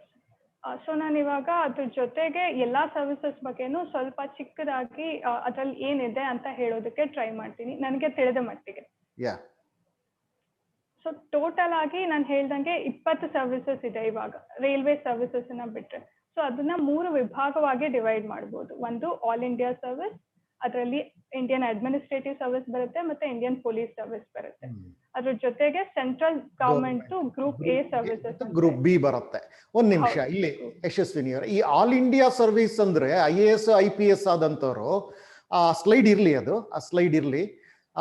ಇಲ್ಲಿ IPS IAS ಆದಂತವ್ರು ಆಲ್ ಇಂಡಿಯಾ ಅಂತ ಬರುತ್ತೆ ಅನ್ನೋದಾದ್ರೆ ಅವ್ರು ಮಾತ್ರ ಎಲ್ಲಿಗೆ ಬೇಕಾದ್ರೂ ಅವ್ರಿಗೆ ಟ್ರಾನ್ಸ್ಫರಬಲ್. ಈ central government group A group B ಅಂದ್ರೆ ಯಾವ ತರ ಅದು differentiation? Actually all India service ಅಲ್ಲಿ ಏನ್ ಮಾಡ್ತಾರೆ ಅಂತ ಅಂದ್ರೆ ಕೇಡರ್ ಅಲೋಕೇಟ್ ಮಾಡ್ತಾರೆ. ಯಾವ ಸರ್ವಿಸ್ ಸಿಕ್ಕಿದೆ, IAS ಆದ್ರೂ ಆಗಿ IPS ಆದ್ರೂ ಆಗಿ ಒಂದು ಕೇಡರ್ ಅಲೋಕೇಟ್ ಮಾಡ್ತಾರೆ. ಕೇಡರ್ ಅಂತ ಅಂದ್ರೆ ಒಂದು ಸ್ಟೇಟ್ ಅಷ್ಟೇ. ಸೊ ನನ್ನನ್ನ ಇವಾಗ ಕರ್ನಾಟಕ ಕೇಡರ್ಗೆ ಹಾಕೋದು ಅಂತ ಅಂದ್ರೆ ನಾನು ಕರ್ನಾಟಕ ಸ್ಟೇಟ್ ಅಲ್ಲೇನೆ ಕೆಲಸ ಮಾಡ್ತೀನಿ, ನನಗೆ ಬೇರೆ ಸ್ಟೇಟ್ಗೆ ಹೋಗೋದೇನಿರೋದಿಲ್ಲ. ಕರ್ನಾಟಕದಲ್ಲಿ ಇರುತ್ತೆ. ಹೌದು ಸರ್, ಯಾವ ಕೇಡಾರ್ಗೆ ನಾನು ಹಾಕಿರ್ತಾರೆ ಅದೇ ಕೇಡಾರಲ್ಲಿ. ಮಹಾರಾಷ್ಟ್ರಗಾದ್ರೆ ಮಹಾರಾಷ್ಟ್ರನಲ್ಲೇ ಆಗುತ್ತೆ, ತೆಲಂಗಾಣಗಾದ್ರೆ ತೆಲಂಗಾಣಗೆ ಹೋಗುತ್ತೆ, ಆತರ. ಹೌದು ಹೌದು ಸರ್. ಸೊ ಇದು all India services. Actually central government services ಅಲ್ಲಿ ನಾವು ಬಂದ್ರೆ ಅವಾಗ ನಮ್ಗೆ ಭಾರತದಾದ್ಯಂತ ಎಲ್ಲಿ ಬೇಕಾದ್ರೂ ಟ್ರಾನ್ಸ್ಫರ್ ಮಾಡಬಹುದು. ನಮ್ಗೆ ಇದೇ ಪ್ಲೇಸ್ ಅಲ್ಲಿ ಒಂದೇ ಕಡೆ ಕೆಲಸ ಮಾಡ್ಬೇಕು ಅಂತ ಇರಲ್ಲ, ಒಂದೇ ಸ್ಟೇಟ್ ಅಲ್ಲಿ ಇರುತ್ತೆ ಅಂತ ಇರಲ್ಲ. ಇದ್ರಲ್ಲಿ ನಮ್ಮನ್ನ ಎಲ್ಲಾ ಕಡೆನೂ ಟ್ರಾನ್ಸ್ಫರ್ ಮಾಡುವಂತ ಚಾನ್ಸಸ್ ಇರುತ್ತೆ. ಅಂದ್ರೆ ಈಗ IRS ತಗೊಂಡಿದ್ದಾರೆ ಅಂತ ಇಟ್ಕೊಳ್ಳೋಣ ಯಾರಾದ್ರೂ. ಸೊ ಈ IRS ಗೆ ಸಂಬಂಧಪಟ್ಟಂತ ಆಫೀಸ್ಗಳು ಇಡೀ ದೇಶದಲ್ಲಿ ಎಲ್ಲಾ ರಾಜ್ಯದಲ್ಲೂ ಇರುತ್ತಲ್ವಾ? ಹೌದು ಸರ್. ಸೊ ಆ ಅಂತದ್ ಕಡೆ ಇವ್ರು ಎಲ್ಲಿಗೆ ಬೇಕಾದ್ರೂ ನೀವು ಟ್ರಾನ್ಸ್ಫರ್ ತಗೊಂಡು ಹೋಗ್ಬೋದು. ಹೌದು ಸರ್, ನಾವು ತಗೊಳ್ತೀವಿ ಅನ್ನೋದಕ್ಕಿಂತ ಅವರು ನಮ್ಮನ್ನ ಟ್ರಾನ್ಸ್ಫರ್ ಮಾಡ್ತಾರೆ ಅನ್ನೋದು ಬಹಳ ಮುಖ್ಯ. ಸೊ ಹಾಗಾಗಿ ಓಕೆ, ಈಗ central government group A services ಅಲ್ಲಿ ನೀವು ಒಂದು ಅಷ್ಟು ಸರ್ವಿಸ್ಗಳನ್ನ ಇಲ್ಲಿ ಮೆನ್ಷನ್ ಮಾಡಿದ್ದೀರಿ, ಒಂದೊಂದಾಗಿ ಹೇಳ್ಬೋದಾ? ಹೌದು, ಇಂಡಿಯನ್ ಅಡ್ಮಿನಿಸ್ಟ್ರೇಟಿವ್ ಸರ್ವಿಸ್ ಬಗ್ಗೆ ಮತ್ತೆ ಇಂಡಿಯನ್ ಪೊಲೀಸ್ ಸರ್ವಿಸ್ ಬಗ್ಗೆ ಎಲ್ರಿಗೂ ಗೊತ್ತಿದೆ. ಸೊ ಆಲ್ ಇಂಡಿಯಾ ಸರ್ವಿಸಸ್, ನಾವು ಈ ಎಕ್ಸಾಮ್ ಬರೆಯೋದನ್ನ ಮೇನ್ ಗುರಿನೇ ಇದಾಗಿರುತ್ತೆ, ನಾನು IAS ಆಗ್ಬೇಕು ಇಲ್ಲ IPS ಆಗ್ಬೇಕು ಅಂತ ಹೇಳ್ಬಿಟ್ಟು. ಅಡ್ಮಿನಿಸ್ಟ್ರೇಟಿವ್ ಸರ್ವಿಸ್ ಅಂದ್ರೆ ಇದು ಆಡಳಿತ ಕಾರ್ಯಾಂಗದ ಒಂದು ಪರ್ಮನೆಂಟ್ ಆರ್ಮ್ ಆಗಿ ನಾವು ಕೆಲಸ ಮಾಡ್ತಾ ಇರ್ತೀವಿ. UPSC ಡೈರೆಕ್ಟ್ ರಿಕ್ರೂಟ್ಮೆಂಟ್ ಅಲ್ಲಿ 66% ತಗೊಂಡ್ರೆ ಪ್ರಮೋಷನ್ ಆಗಿ, ಅಂದ್ರೆ ಕರ್ನಾಟಕ ಸ್ಟೇಟ್ ಗವರ್ಮೆಂಟ್ ಇಲ್ಲ ಮಹಾರಾಷ್ಟ್ರ ಸ್ಟೇಟ್ ಗವರ್ಮೆಂಟ್ ಅವರು ಸ್ಟೇಟ್ ಸರ್ವಿಸಸ್ ಕಮಿಷನ್ ಇಂದ ಎಕ್ಸಾಮ್ ಮಾಡಿಸಿ ಪಾಸ್ ಆಗಿ ಅವರು ಪ್ರಮೋಷನ್ ಆಗಿ 33% ಜನ ಬಂದು IAS ಆಫೀಸರ್ಸ್ ಆಗ್ತಾ ಇರ್ತಾರೆ. ಓಕೆ, ಅಂದ್ರೆ KS ನ ಪ್ರಮೋಟೀಸ್ ಅದೆಲ್ಲ ಬರ್ತಾರಲ್ವಾ? ಹೌದು ಹೌದು ಸರ್, ಅದು 33%. ಅದು ಪ್ರಮೋಷನಲ್ ರಿಕ್ರೂಟ್ಮೆಂಟ್ ಆಗುತ್ತೆ 33%, ಡೈರೆಕ್ಟ್ ರಿಕ್ರೂಟ್ಮೆಂಟ್ 66%. ಹೌದು ಸರ್, ಹೌದು. Cabinet secretary is the highest post ಅಂತ ನೀವು ಹೇಳಿದ್ದೀರಿ ಇದ್ರಲ್ಲಿ IAS ಅಲ್ಲಿ. ಹೌದು ಸರ್, ಹೌದಲ್ಲ? ಈ ಕ್ಯಾಬಿನೆಟ್ ಸೆಕ್ರೆಟರಿಯೇಟ್ ಅಂದ್ರೆ ರಾಜ್ಯ ಮಟ್ಟದಲ್ಲಿ ಇರುತ್ತಾ ಸೆಂಟ್ರಲ್ ಗ ಇರುತ್ತಾ? ಇದು ಕೇಂದ್ರೀಯ ಮಟ್ಟದಲ್ಲಿ ಇರುತ್ತೆ ಸರ್. ರಾಜ್ಯ ಮಟ್ಟದಲ್ಲಿ ಅವರು ಪ್ರಿನ್ಸಿಪಲ್ ಸೆಕ್ರೆಟರಿ ಆಗಿ ಚೀಫ್ ಮಿನಿಸ್ಟರ್ ಆಫೀಸ್ ಅಲ್ಲಿ ವರ್ಕ್ ಮಾಡಬಹುದು. ಇದು ಕೇಂದ್ರೀಯ ಮಟ್ಟದಲ್ಲಿ ಇರುತ್ತೆ ಸರ್. ಕೇಂದ್ರ ಮಟ್ಟದಲ್ಲಿ ಇರುತ್ತೆ. ಓಕೆ, ಈಗ IPS ಬಗ್ಗೆ. ಹೌದು, ಇಂಡಿಯನ್ ಪೊಲೀಸ್ ಸರ್ವಿಸ್, ಇದು ಸರ್ವಿಸಸ್ ಇನ್ ಯೂನಿಫಾರ್ಮ್ ಅಂತ ಕರೀಬಹುದು ಇಂಡಿಯನ್ ಪೊಲೀಸ್ ಸರ್ವಿಸ್ ನ. ಇವರು ನಮ್ಮ ಪೀಸ್ಫುಲ್ ಆಗಿ ಒಂದು ಜೀವನ ಮಾಡಬೇಕು, ಒಂದು ಸೊಸೈಟಿಯಲ್ಲಿ ಶಾಂತಿಯುತವಾಗಿ ಇರಬೇಕು ಅಂತ ಅಂದ್ರೆ ಅಲ್ಲಿ ಲಾ ಮತ್ತೆ ಆರ್ಡರ್ ನ ಮೇಂಟೈನ್ ಮಾಡಬೇಕು. ಇದಕ್ಕೆ ಮೇಜರ್ ರೆಸ್ಪಾನ್ಸಿಬಿಲಿಟಿ ತಗೊಳ್ಳುವಂತವ್ರು ಇಂಡಿಯನ್ ಪೊಲೀಸ್ ಸರ್ವಿಸ್. ಸೊ ಅವರು ನಮ್ಮನ್ನ ಕಾಪಾಡ್ತಾರೆ, ಭದ್ರತೆಯನ್ನ ಕಾಪಾಡ್ತಾರೆ, ಶಾಂತಿಯುತ ಸೊಸೈಟಿಯನ್ನ ಕ್ರಿಯೇಟ್ ಮಾಡ್ತಾರೆ. ಅದರಿಂದ ನಾವಿಷ್ಟು ಪೀಸ್ಫುಲ್ ಆಗಿರ್ಬೋದು ಅಂತ ಹೇಳ್ಬೋದು ಸರ್. ಇವರು ಹೈಯೆಸ್ಟ್ ಪೊಸಿಷನ್ ಏನ್ ತಗೊಬಹುದು ಅಂತ ಅಂದ್ರೆ ಡೈರೆಕ್ಟರ್ ಜನರಲ್ ಆಫ್ ಪೊಲೀಸ್ ಅಂತ, ಸ್ಟೇಟ್ ಅಲ್ವಾ? ಹೌದು, ಸ್ಟೇಟ್. ಇನ್ನು ಸೆಂಟ್ರಲ್ಗೆ ಅಂತಂದ್ರೆ ರಾ IB. ಓಕೆ, ಹೌದು ಸರ್, ಅಂದ್ರೆ ಇದೇ ಆಫೀಸರ್ಸ್ ಈ ರಾ IB ರಿಸರ್ಚ್ ಮತ್ತೆ ಅನಾಲಿಸಿಸ್ ವಿಂಗ್ ಅಂತ ನಮ್ದು ದೇಶದ ಒಂದು ಕೇಂದ್ರೀಯ ಸಂಸ್ಥೆ. ಇದು intelligence bureau, central reserve police force, central armed protection force, ಈ ಎಲ್ಲದರಲ್ಲೂ ಕೂಡ ಸೀನಿಯರ್ ಪೊಸಿಷನ್ಸ್ ನ ಅವರು ತಗೊಂಡು ಕೇಂದ್ರ ಸರ್ಕಾರದಲ್ಲೂ ಕೂಡ ಸೇವೆಯನ್ನ ಸಲ್ಲಿಸಬಹುದು. ಸೊ ಈ IPS ಅನ್ನೋದು it is a supporting to IAS cadre ಆಗಿರುತ್ತಲ್ವಾ? ಒಬ್ರು DC ಅಥವಾ IPS ಆದವರು SP ಆಗಿರ್ತಾರೆ, ಅವರು DC ಆಗಿರ್ತಾರಲ್ಲಿ IAS ಆದವರು. ಸೊ ಆ ಒಂದು ಜಿಲ್ಲೆನಲ್ಲಿ ಆ ಒಂದು ಶಾಂತಿ ಕಾಪಾಡಬೇಕು ಅನ್ನೋದಕ್ಕೆ ಈ IPS ನವರು they will be supporting to IAS officers for all these things ಅಲ್ವಾ? ಹೌದು ಸರ್, ಹೌದು. ಎರಡು ಜನ ಸೇರಿನೇ ನಮ್ಗೆ ಒಂದು ಪ್ರಾಪರ್ ಆಡಳಿತವನ್ನ ಕೊಡಕ್ಕಾಗೋದು. ಎರಡು ಜನ ಅಂತ ಹೇಳಕ್ಕಾಗಲ್ಲ, ಇನ್ನ ಉಳಿದಿರೋ ಎಲ್ಲಾ ಸರ್ವಿಸ್ ಅವರನ್ನು ಸೇರಿನೇ ಒಂದು ಸಂಪೂರ್ಣವಾದ ಆಡಳಿತ ಅಂತ ಮಾಡಕ್ಕಾಗೋದು. ಸೊ ಇಂಡಿಯನ್ ಪೊಲೀಸ್ ಸರ್ವಿಸ್ ಮತ್ತೆ ಇಂಡಿಯನ್ ಅಡ್ಮಿನಿಸ್ಟ್ರೇಟಿವ್ ಎರಡು ಕೂಡಿ ನಮ್ಗೆ ಲಾ ಅಂಡ್ ಆರ್ಡರ್ ಮೇಂಟೆನೆನ್ಸ್ ಅಲ್ಲಿ ಹೆಲ್ಪ್ ಕೊಡ್ತಾರೆ. Okay, next Indian foreign service, all India services. ಇಲ್ಲಿಂದ ಎಲ್ಲ ಸೆಂಟ್ರಲ್ ಸರ್ವಿಸಸ್ ಆಗುತ್ತೆ. ಇಂಡಿಯನ್ ಫಾರಿನ್ ಸರ್ವಿಸ್ ಬಂದ್ಬಿಟ್ಟು ಇವರು ನಮ್ಮ ಅಂತಾರಾಷ್ಟ್ರೀಯ ವ್ಯವಹಾರಗಳನ್ನ ನಾವೇನು ಬೇರೆ ದೇಶಗಳ ಜೊತೆ ಮಾಡ್ತೀವಿ ಅದನ್ನ ಹ್ಯಾಂಡಲ್ ಮಾಡುವಂತ ರೆಸ್ಪಾನ್ಸಿಬಿಲಿಟಿ ಇವ್ರ ಹತ್ರ ಇರುತ್ತೆ. ಸೊ ಇವರು ಎಲ್ಲೆಲ್ಲಿ ಯಾವ್ಯಾವ ತರದಲ್ಲಿ ಕೆಲಸ ಮಾಡ್ಬೋದು ಅಂತಂದ್ರೆ ಎಂಬೆಸೀಸ್ ಇರುತ್ತೆ ಬೇರೆ ದೇಶದಲ್ಲಿ, ಕನ್ಸುಲೇಟ್ಸ್ ಇರುತ್ತೆ, ಹೈ ಕಮಿಷನ್ಸ್ ಇರುತ್ತೆ, ಆಮೇಲೆ ನಮಗೂ ಮತ್ತೆ ಆ ಬೇರೆ ದೇಶಕ್ಕೂ ಒಂದು ಮೀಡಿಯೇಟರ್ ಆಗಿ ಕೆಲಸ ಮಾಡುವಂತ ಅಂಬಾಸಿಡರ್ಸ್ ಆಗ್ಬೋದು. ಸೊ ಈ ತರ ಇವರು ನಮ್ಮ ದೇಶದ ಸೇವೆ ಮಾಡ್ಬೋದು. ಅದ್ರ ಜೊತೆಗೆ ಇವರ ಕೆಲಸ ನಮ್ಮ ದೇಶದಲ್ಲಿ ಆಗುವಂತಹ ಒಳ್ಳೆ ಕೆಲಸಗಳನ್ನ, ಒಳ್ಳೆ ಟೆಕ್ನಾಲಜಿ ಆಗ್ಬೋದು ಅಥವಾ ಯಾವುದೇ ಅಗ್ರಿಕಲ್ಚರಲ್ ಆಗ್ಬೋದು, ಇದೆಲ್ಲದವನ್ನು ಮತ್ತೊಂದು ಯಾವ ದೇಶದಲ್ಲಿ ಇರ್ತಾರ ಆ ದೇಶದವರಿಗೆ ಮಾಹಿತಿ ಕೊಡುವಂಥದ್ದು, ನಮ್ಮ ಸಕ್ಸಸ್ ಸ್ಟೋರೀಸ್ಗಳನ್ನ, ಹಾಗೆ ಆ ದೇಶದ ಸಕ್ಸಸ್ ಸ್ಟೋರೀಸ್ಗಳನ್ನೆಲ್ಲ ತಗೊಂಡು ನಮ್ಮ ದೇಶದವರಿಗೆ ಮಾಹಿತಿ ಕೊಡೋದು ಎಲ್ಲವೂ ಇರುತ್ತಲ್ವಾ? ಎಲ್ಲಾನು ಇರುತ್ತೆ. ಅವ್ರ ಜೊತೆ ನಮ್ಮ ಗೆಳೆತನವನ್ನ ಬೆಳೆಸೋದು, ಯಾವ್ದಾದ್ರು ಬೇರೆ ರೀತಿಯ ಅಗ್ರಿಮೆಂಟ್ಸ್ ಗಳನ್ನ ಫೈನಲೈಸ್ ಮಾಡೋದು, ಎಲ್ಲದಕ್ಕೂ ಇವ್ರು ನಮ್ಗೆ ಸಪೋರ್ಟ್ ಮಾಡ್ತಾರೆ ಸರ್. ಹೌದು, ಕೆಲಾಮಿಟೀಸ್ ಆಗ್ಬೋದು ಅಂತ ಟೈಮ್ ನಲ್ಲಿ ಕೂಡ ಸಹಾಯಕ್ಕೆ ನಿಲ್ತಾರೆ ಇವರು. ಹೌದು ಸರ್, ಹೌದು. ಅವಾಗ ಇಂಡಿಯನ್ ಎಂಬಸೀಸ್ ಗಳಿಂದಾನೇ ನಮ್ಗೆ ಅಲ್ಲಿಂದ ಯಾರನ್ನಾದ್ರೂ ಎವ್ಯಾಕ್ಯುಯೇಟ್ ಮಾಡ್ಬೇಕಾದ್ರೆ, ಇಲ್ಲ ನಮ್ಮ ದೇಶದವರಿಂದ ಎವ್ಯಾಕ್ಯುಯೇಟ್ ಮಾಡಿ ದೇಶಕ್ಕೆ ವಾಪಸ್ ಕಳ್ಸೋದಾಗ್ಲಿ, ಇದೆಲ್ಲ ಇವ್ರದ ರೆಸ್ಪಾನ್ಸಿಬಿಲಿಟಿ ಆಗಿರುತ್ತೆ ಸರ್. ಇರುತ್ತೆ, ಇಡೀ ದೇಶವೇ ಇವ್ರ ಕಡೆ ನೋಡ್ತಾ ಇರತ್ತೆ, ಇವ್ರು ಯಾವ ರೀತಿ ಕೆಲಸ ಮಾಡ್ತಾರೆ ಅಂತ. ಹೌದು ಸರ್, ಹೌದಲ್ಲ? ನಮ್ ದೇಶನೂ ನೋಡ್ತಾ ಇರುತ್ತೆ, ನಮ್ಮ ದೇಶವಾಸಿಗಳು ಬೇರೆ ದೇಶಗಳಲ್ಲಿ ಕೆಲಸ ಮಾಡ್ತಿರೋರು ಕೂಡ ಇವ್ರ ಕಡೆನೆ ನೋಡ್ಬೇಕಾಗುತ್ತೆ ಸರ್. ಇದು ತುಂಬಾ ಜವಾಬ್ದಾರಿಯಾದಂತಹ ಕೆಲಸವೇ ಇದು. ಹೌದು, ಕೆಲಾಮಿಟೀಸ್ಗಳು ಅಥವಾ ಬೇರೆ ಏನೇ ಸಂದರ್ಭ ಆಗ್ಬೋದು, ಟೆರರಿಸ್ಟ್ ಹ್ಯಾಂಡಿಂಗ್ ಓವರ್ ಆಗ್ಬೋದು, ಏನಾದ್ರೂ ಸರಿ, these people have to be alert always. ಹೌದು ಹೌದು, ಡೆಫಿನೆಟ್ಲಿ. ಹೌದಲ್ಲ? ಸೊ ಈ ಡಿಫೆನ್ಸ್ ಸರ್ವಿಸ್ ಅಂತ, ಇದು ಇಂಡಿಯನ್ ಫಾರಿನ್ ಸರ್ವಿಸ್ ಅಂತಂದ್ರೆ ಇಲ್ಲಿ ಅದೇ even under ministry of external affairs ಅಲ್ಲಿ ಮಾತ್ರ ಇರ್ಲಿಕ್ಕೆ ಸಾಧ್ಯ ಅವರು. ಹೌದಲ್ಲ? ಹೌದು ಸರ್, ಅವ್ರು ಅದ್ರಲ್ಲಿ ಮಾತ್ರ ಇರ್ಲಿಕ್ಕೆ ಸಾಧ್ಯ ಅವರು. ಓಕೆ, ಮುಂದೆ ಸರ್, ಮುಂದೆ ಅವರು secretary to ministry of external affairs ಆಗ್ಬೋದು ಸರ್. ಅಲ್ಲಿ ತನಕನೂ ಅವರು ರೀಚ್ ಆಗುವಂತ ಚಾನ್ಸಸ್ ಇರುತ್ತೆ. ಈ IFS ಅಂದ್ರೆ ಫಾರಿನ್ ಸರ್ವಿಸ್ಗೆ ಕರ್ನಾಟಕದಿಂದ ಬಹಳ ಕಡಿಮೆ ಜನ ಇದಾರಲ್ವಾ ಸರ್? ನನಗೂ ಅಷ್ಟು ಸರಿಯಾಗಿ ಗೊತ್ತಿಲ್ಲ ಎಷ್ಟು ಜನ ಇದ್ದಾರೆ ಕರ್ನಾಟಕದಿಂದ ಅಂತ ಹೇಳ್ಬಿಟ್ಟು. ಆದ್ರೆ ಮುಂದಿನ ಪೀಳಿಗೆಯವರು ಈಗ್ಲಿಂದನೇ ಡ್ರೀಮ್ ಕನಸು ಕಾಣಬಹುದು.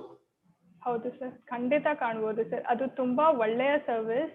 ನಾವು IAS IPS ಅಷ್ಟು ನಮ್ಗೆ ಮೀಡಿಯಾ ಅಟೆನ್ಷನ್ ಅದರಿಂದ ಸಿಕ್ಕಿಲ್ಲ ಅಂತ ಅಂದ್ರೂ ನಮ್ಮ ಸೇವೆಯನ್ನ ಅವರು ಅಂತಾರಾಷ್ಟ್ರೀಯ ಮಟ್ಟದಲ್ಲಿ ಮಾಡುವಂತ ಒಂದು ಅವಕಾಶ ದೊರಕಿಸ್ಕೊಡುತ್ತೆ ಈ ಸರ್ವಿಸ್. ಆ ತರ ಬೇರೆ ಇನ್ನೆಲ್ಲೂ ನಾವು ಮಾಡೋದಕ್ಕೆ ಕಷ್ಟ. ಇದು ಗವರ್ಮೆಂಟೇ ದೊರಕಿಸ್ಕೊಡ್ತಾ ಇರುವಾಗ ನಾವು ಇದಕ್ಕೆ ಡ್ರೀಮ್ ಮಾಡಿ ಅಲ್ಲಿಗೆ ಹೋಗೋದ್ರಲ್ಲಿ ಒಂದು ಒಳ್ಳೆ ಅವಕಾಶ ದೊರೆಯುತ್ತೆ ಅಂತ ಅನ್ಕೊಂತೀನಿ. ನಿಮ್ಗೆ ಏನಾದ್ರು ಸಿಕ್ಕಿದ್ರೆ ನೀವು ಹೊರಡ್ತೀರಾ? Sir, definitely sir. ಬಟ್ ಅದೇ ನಾನು ಇದನ್ನ ಥರ್ಡ್ ಆಪ್ಷನ್ ಹಾಕಿರೋದ್ರಿಂದ ಸ್ವಲ್ಪ ಚಾನ್ಸಸ್ ಕಡಿಮೆ. ನೀವು 71st ರ್ಯಾಂಕ್ ಬಂದಿದ್ದೀರಾ. 293 ಇಂದ ಮತ್ತೊಮ್ಮೆ ಅಟೆಂಪ್ಟ್ ಮಾಡಿ ನೀವು 293 ಇಂದ 71st ರ್ಯಾಂಕ್ ಬಂದಿದ್ದೀರಾ ಅಂದ್ರೆ it is the one of the greatest achievement ನಮ್ಮ ಪ್ರಕಾರ. ಎಷ್ಟು 93 ಅಂದ್ರೆ ಆ ಮಟ್ಟದಲ್ಲಿರೋರು ಮತ್ತೆ ಅಟೆಂಪ್ಟ್ ಮಾಡಿದಾಗ ಇನ್ನು ರ್ಯಾಂಕಿಂಗ್ ಅಲ್ಲಿ 300 400 ಹೋಗೋದು ಇರುತ್ತೆ ನೆಕ್ಸ್ಟ್ ಟೈಮ್ ಬರ್ದಾಗ. ಹೌದಲ್ಲ? ಹಳೆ ಸೆಟ್ಲ್ ಆಗೋದನ್ನ ನಾವು ನೋಡ್ತೀವಿ. ಆದ್ರೆ ನೀವು you just jumped back to 71st rank ಅಂತಂದ್ರೆ ಇಟ್ಸ್ ಅ ಗ್ರೇಟೆಸ್ಟ್ ಅಚೀವ್ಮೆಂಟ್. ಹಾಗಾಗಿ ನೀವು IAS ನೇ ಮತ್ತೆ ಡ್ರೀಮ್ಸ್ ಅಲ್ಲಿ ಇಟ್ಕೊಂಡಿದ್ದೀರಿ. IAS IPS ಅಂತ ಹೇಳಿ ಇದ್ರೆ ನಮ್ಮ ಕರ್ನಾಟಕದಲ್ಲೇ ಇರುವ ಅನ್ನೋ ಒಂದು ನಿಮಗೆ ಆಸೆ ಇದೆ. ನೀವು ಕರ್ನಾಟಕದವರೇ ಆಗಿ ಕರ್ನಾಟಕದಲ್ಲೇ ಇರಿ, ನಿಮ್ ಸರ್ವಿಸ್ ಎಲ್ಲ ಕರ್ನಾಟಕದಲ್ಲೇ ಇರ್ಲಿ ಅಂತ ಹೇಳಿ ವೀಕ್ಷಕರ ಪರವಾಗಿ ನಾನು ಕೂಡ ಆಶಯ ವ್ಯಕ್ತಪಡಿಸ್ತೀನಿ. ಸೊ ಹಾಗೂ ನಿಮ್ಗೆ IFS ಸಿಗುತ್ತೆ ಅನ್ನೋದ್ರೆ, ಫಾರಿನ್ ಸರ್ವಿಸ್ ಎಲ್ಲಾದ್ರೂ ಸಿಗುತ್ತೆ ಅನ್ನೋದಾದ್ರೆ you are ready to go for it. ಹೌದಲ್ಲ? IAS IPS ಗೆ ನೀವು ಅದು ಫಸ್ಟ್ ಅಂಡ್ ಸೆಕೆಂಡ್ ಆಪ್ಷನ್ಸ್ ಕೊಟ್ಟಿದ್ದೀರಿ. ಕರ್ನಾಟಕ ಬಿಟ್ಟು ಬೇರೆ ಯಾವ್ದಾದ್ರು ರಾಜ್ಯನ ಆಯ್ಕೆ ಮಾಡ್ಕೊಂಡಿದ್ದೀರಾ? ಸರ್, ನಾನು ಎಲ್ಲಾ ರಾಜ್ಯಗಳಿಗೂ ಒಂದು ಪ್ರಿಫರೆನ್ಸ್ ಅಂತ ಕೊಟ್ಟಿದ್ದೀನಿ. ಯಾಕೆಂದ್ರೆ ನಾನು ಯಾವ್ದು ಕೊಟ್ಟಿಲ್ಲ ಅಂತ ಹೇಳಿದ್ರೆ ಸುಮ್ನೆ ಯಾವ್ದು ಉಳಿಯುತ್ತೆ ಅದಕ್ಕೆ ನನ್ನನ್ನು ಹಾಕ್ಬಿಡ್ತಾರೆ. ಅದಕ್ಕಿಂತ ಬೆಟರ್ ನಾನು ಎಲ್ಲಾ ರಾಜ್ಯಗಳಿಗೂ ಒಂದು ಪ್ರಿಫರೆನ್ಸ್ ಅಂತ ಕೊಡೋದು. ಇವಾಗ ಹೊಸ ಕೇಡರ್ ಪಾಲಿಸಿಯ ಪ್ರಕಾರ ಇದು ಝೋನ್ ವೈಸ್ ಆಗಿದೆ. ಸೊ 5 ಝೋನ್ಸ್ ಇರುತ್ತೆ. ಸೊ ಪ್ರತಿ ಝೋನ್ ಅಲ್ಲಿ ನಾನು ಫಸ್ಟ್ ಯಾವ್ದು ಆಪ್ಷನ್ಸ್ ಅಂತ ಪ್ರಿಫರೆನ್ಸ್ ಅಂತ ಕೊಡ್ತಾ ಹೋಗ್ಬೇಕಾಗುತ್ತೆ. ಸೊ ನಂದು ಕರ್ನಾಟಕ ಮೊದಲಿದೆ, ಅದ್ರ ನೆಕ್ಸ್ಟ್ ಮಹಾರಾಷ್ಟ್ರ ಇದೆ, ಅದ್ರ ನೆಕ್ಸ್ಟ್ ರಾಜಸ್ಥಾನ್ ಇದೆ. ಆತರ. ಸೊ ನಿಮ್ಗೆ ಅಕಸ್ಮಾತ್ ಈಗ ಝೋನ್ ಇದ್ರ ಬಗ್ಗೆ ಎಲ್ಲ ನಾವು ವಿದ್ಯಾರ್ಥಿಗಳಿಗೆ ಗೊತ್ತಾಗ್ಲಿ ಅಂತಾನೆ ತಮ್ಮ ಹತ್ರ ಮಾತಾಡ್ತಾ ಇರೋದು. ಸೊ ಝೋನ್ಸ್ಗಳೆಲ್ಲ ತಗೊಂಡಿದ್ದೀರಿ. ಈ IASಗೆ ನಿಮ್ಗೆ ಬೇಕಾದಂತ ನಿಮ್ಗೆ ಕರ್ನಾಟಕವೇ ಸಿಗ್ಲಿಲ್ಲ ಅಂತಂದಾಗ ನೀವು ಇಲ್ಲ ನಾನು ಫಾರಿನ್ ಸರ್ವಿಸ್ಗೆ ಹೋಗ್ತೀನಿ ಅಂತ ಕೇಳ್ಕೊಳ್ಬೋದಾ? ಇಲ್ಲ ಸರ್, ಒಂದು ಸಲ ನಾವು ಇದು ಸರ್ವಿಸ್ ಅಂತ ಪ್ರೆಫರೆನ್ಸ್ ನ ಫಿಲ್ ಮಾಡಿದ್ಮೇಲೆ ನಾವು ಅದನ್ನ ಯಾವುದೇ ಕಾರಣಕ್ಕೂ ಚೇಂಜ್ ಮಾಡೋದಕ್ಕೆ ಆಗೋದಿಲ್ಲ ಸರ್. ಓಕೆ. ಸೊ ಯಾವ ಸರ್ವಿಸ್ ಅಲೋಕೇಟ್ ಆಗುತ್ತೆ ಅದು ಸರ್ವಿಸ್ ನಿಮ್ಗೆ ಅಕ್ಸೆಪ್ಟ್ ಮಾಡ್ಕೊಳ್ಳೋ ಆಗಿದ್ರೆ ಅಷ್ಟೇ ಅಕ್ಸೆಪ್ಟ್ ಮಾಡ್ಕೋಬೇಕು. ಇಲ್ಲ ಅಂತಂದ್ರೆ ಬೇರೆ ಯಾವ್ದಕ್ಕೂ ಚೇಂಜ್ ಮಾಡೋದಕ್ಕೆ ಆಗೋದಿಲ್ಲ. Okay, we all pray you be in Karnataka ಅಂತ ಹೇಳಿ. ಮುಂದಿನ ಪೋಸ್ಟ್ ನೋಡ್ಬೋದಾ ಏನಿದೆ ಅಂತ?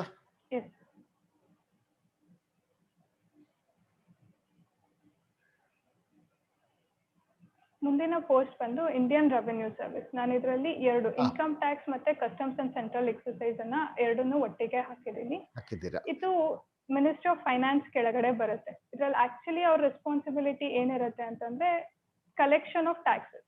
ಅದು ಇಂಡೈರೆಕ್ಟ್ ಆಗಿರ್ಬೋದು ಇಲ್ಲ ಡೈರೆಕ್ಟ್ ಆಗಿರ್ಬೋದು. ಡೈರೆಕ್ಟ್ ಟ್ಯಾಕ್ಸ್ ಅವ್ರು ಕಲೆಕ್ಟ್ ಮಾಡ್ತಿದ್ದಾರೆ ಅಂದ್ರೆ ಆಸ್ತಿ ಮತ್ತೆ ಅವ್ರದ್ದು ಆದಾಯದ ಮೇಲೆ ಅವ್ರು ಟ್ಯಾಕ್ಸ್ ಕಲೆಕ್ಟ್ ಮಾಡ್ತಿದ್ರೆ ಅದು ಇನ್ಕಮ್ ಟ್ಯಾಕ್ಸ್ ಕೆಳಗಡೆ ಬರುತ್ತೆ. ಅದೇ ಅವರು ಯಾವ್ದಾದ್ರು ಇಂಡೈರೆಕ್ಟ್ ಟ್ಯಾಕ್ಸಸ್ ಮಾಡ್ತಾ ಇದ್ರೆ, ಇವಾಗ ಯೂಶುವಲಿ ಎಲ್ಲಾ ಇಂಡೈರೆಕ್ಟ್ ಟ್ಯಾಕ್ಸಸ್ ನ GST ಕೆಳಗಡೆ ಸಬ್ಸ್ಯೂಮ್ ಮಾಡಿರೋದ್ರಿಂದ customs almost equivalent to GST ಇದು ಟ್ಯಾಕ್ಸ್ ಕಲೆಕ್ಷನ್ ಆ ತರ ಆಗೋಗ್ಬಿಟ್ಟಿದೆ. ಸೊ IRS IT ಮತ್ತೆ ಕಸ್ಟಮ್ಸ್ ಇಂಡೈರೆಕ್ಟ್ ಟ್ಯಾಕ್ಸಸ್ ಅದು ಬಿಟ್ಟು ಅದರಲ್ಲಿ ಎರಡು ರೋಲ್ ಇರುತ್ತೆ ಅವ್ರಿಗೆ, ಟ್ಯಾಕ್ಸ್ ಅಡ್ಮಿನಿಸ್ಟ್ರೇಷನ್. ಓಕೆ, ಅಂದ್ರೆ ಇಲ್ಲಿ ಇಂಡಿಯನ್ ರೆವೆನ್ಯೂ ಸರ್ವಿಸ್ ಅಲ್ಲಿ ಇನ್ಕಮ್ ಟ್ಯಾಕ್ಸಸ್ ಸಪರೇಟ್ ಆಗುತ್ತೆ, customs and indirect taxes separate ಆಗುತ್ತೆ ಅಲ್ವಾ ಪೋಸ್ಟ್?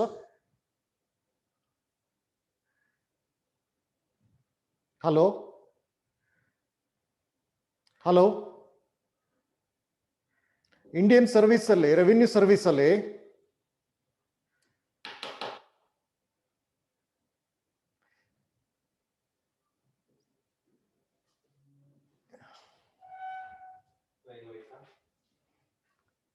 ನಾನು ಮಾತಾಡ್ತಿರೋದು ಅವ್ರಿಗೆ ಕೇಳಿಸ್ತಿದ್ಯಾ? ಬೇರೆಯವ್ರಿಗೆ ಏನಾದ್ರೆ ನಾನು I can take up something else.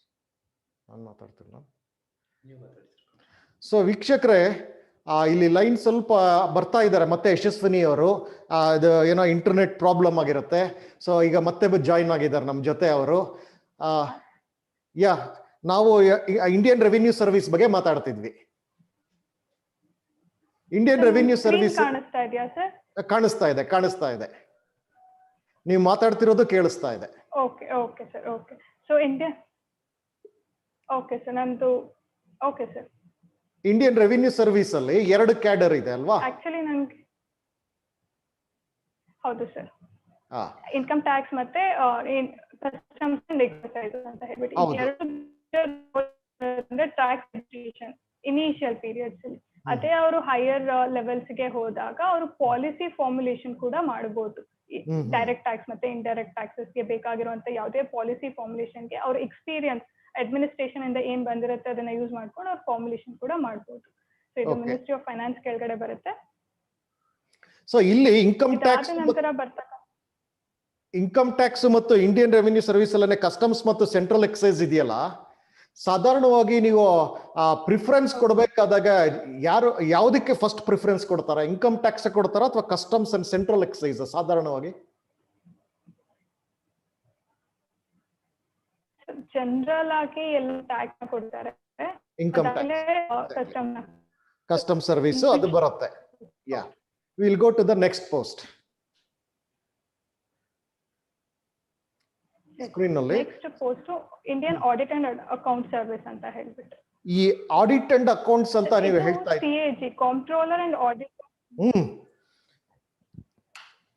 ಈ ಆಡಿಟ್ ಅಕೌಂಟ್ಸ್ ಗೆ ಸಂಬಂಧಪಟ್ಟಂತೆ ಸಾಕಷ್ಟು ಪೋಸ್ಟ್ಗಳಿದೆ ಅಲ್ವಾ? ಹೌದು ಸರ್, ಹೌದು. ಆಡಿಟ್ ಅಂಡ್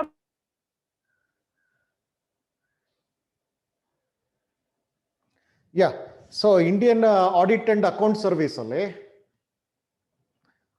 ಇದು ಒಂದು ಫಿನಾನ್ಸ್ಗೆ ಸಂಬಂಧಪಟ್ಟಂತದ್ದಾಗಿರುತ್ತೆ. ಯಾರಿಗೆ ಒಂದು ಆಪ್ಷನ್ ಅಂದ್ರೆ ಇವರಿಗೆಲ್ಲ ಟ್ರೈನಿಂಗ್ ಅಂತೂ ಇದ್ದೇ ಇರುತ್ತೆ. ಈಗ ಇಂಜಿನಿಯರಿಂಗ್ ಬ್ಯಾಕ್ ಗ್ರೌಂಡ್ ಇಂದ ಬಂದಿದ್ದು ಅಥವಾ ಮೆಡಿಕಲ್ ಬ್ಯಾಕ್ ಗ್ರೌಂಡ್ ಇಂದ ಬಂದಿರಲಿ ಅಥವಾ BA BSc BCom ಹತ್ರ ಒಂದು ಆರ್ಟ್ಸ್ ಕಾಮರ್ಸ್ ಸೈನ್ಸ್ ಡಿಗ್ರಿನಿಂದ ಮಾಡ್ಕೊಂಡು ಬಂದಿರಲಿ, ಇವರೆಲ್ಲರಿಗೂ ಕೂಡ ಟ್ರೈನಿಂಗ್ಸ್ ಅಂತ ಕೊಡ್ತಾರೆ. ಆ ಟ್ರೈನಿಂಗ್ಸ್ ಹೇಗಿರುತ್ತೆ ಹೆಂಗಿರುತ್ತೆ ಅಂತ ಹೇಳಿ ಮತ್ತೆ ನಾವು ಅವ್ರ ಹತ್ರ ಚರ್ಚೆ ಮಾಡೋಣ, ಯಶಸ್ವಿನಿ ಅವ್ರ ಹತ್ರ. ಸೊ ಈ ಟ್ರೈನಿಂಗ್ಸ್ಗಳಲ್ಲಿ ಅವರು ನಿಮಗೆ ಈ ಒಂದು ವಿಚಾರದ ಬಗ್ಗೆ ತುಂಬಾ ಚೆನ್ನಾಗಿ ನಿಮಗೆ ಅದರ ಬಗ್ಗೆ ಇನ್ ಡೆಪ್ತ್ ಟ್ರೈನಿಂಗ್ ಆಗಿರುತ್ತೆ. ಇನ್ ಡೆಪ್ತ್ ಟ್ರೈನಿಂಗ್ ಆದ ನಂತರ ಪೋಸ್ಟಿಂಗ್ಸ್ ಅಂತ ಮಾಡ್ಕೊಂಡು ಹೋಗ್ತಾರೆ. ಸೊ ಯಶಸ್ವಿನಿ ಅವ್ರ ಕೇಳಿಸ್ತಾ ಇದೆಯಾ ನಾನು ಮಾತಾಡ್ತಿರೋದು?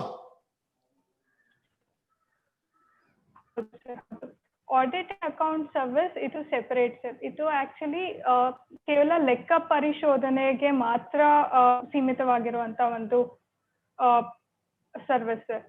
ಅದೇ ನೀವ್ ಹೇಳಿದ್ದು ಅಕೌಂಟ್ಸ್ ಸರ್ವಿಸಸ್, ಅದು ಲೆಕ್ಕ ಪರಿಶೋಧನೆ ಜೊತೆಗೆ ಬಜೆಟ್ ಮ್ಯಾನೇಜ್ಮೆಂಟ್ ತನಕನೂ ಅದು ಇನ್ಕ್ಲೂಡ್ ಆಗಿರುತ್ತೆ ಸರ್. ಸೊ ಇದ್ರಲ್ಲಿ ನಾವು ಒಂದ್ಸಲ ವೆಚ್ಚ ಮಾಡಿದ ಮೇಲೆ ಅವ್ರು ಸರಿಯಾಗಿ ಮಾಡಿದಾರೋ ಇಲ್ವೋ ಅನ್ನೋದನ್ನ ನಾವು ವೆರಿಫೈ ಮಾಡೋದಕ್ಕೋಸ್ಕರ ಇರ್ತಕ್ಕಂಥದ್ದು. ಸೆಂಟ್ರಲ್ ಗವರ್ಮೆಂಟ್, ಕೇಂದ್ರ ಸರ್ಕಾರ, ರಾಜ್ಯ ಸರ್ಕಾರ, ಇಲ್ಲ ಪಬ್ಲಿಕ್ ಸೆಕ್ಟರ್ ಅಂಡರ್ಟೇಕಿಂಗ್ಸ್ ಅಂತ ಏನ್ ಕರಿತೀವಿ, ಇದ್ರಲ್ಲಿ ಎಲ್ಲಾದ್ರಲ್ಲೂ ಅದು ಸರಿಯಾಗಿ ವೆಚ್ಚ ಮಾಡ್ತಾ ಇದ್ದಾರಾ, ಎಲ್ಲಿ ಹೋಗ್ಬೇಕು ಅಲ್ಲಿ ಹೋಗ್ತಾ ಇದೆಯಾ ಅನ್ನೋದನ್ನ ನಾವು ವೆರಿಫೈ ಮಾಡೋದಕ್ಕೆ ಇರ್ತಕ್ಕಂಥದ್ದು. ಅದಕ್ಕೆ ಇದನ್ನ ಗಾರ್ಡಿಯನ್ ಆಫ್ ಪಬ್ಲಿಕ್ ಪರ್ಸ್ ಅಂತ ಕೂಡ ಕರಿತೀವಿ ಸರ್. ಮತ್ತೊಮ್ಮೆ ಹೇಳಿ. ಹಲೋ, ಯಾ.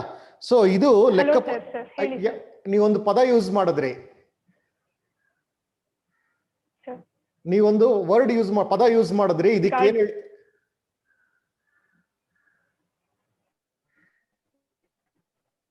ಯಾವ ನನಗೆ ಹೇಳಿದ್ದು ಮತ್ತೆ ರಿಪೀಟ್ ಮಾಡ್ಬೋದಾ ಸರ್?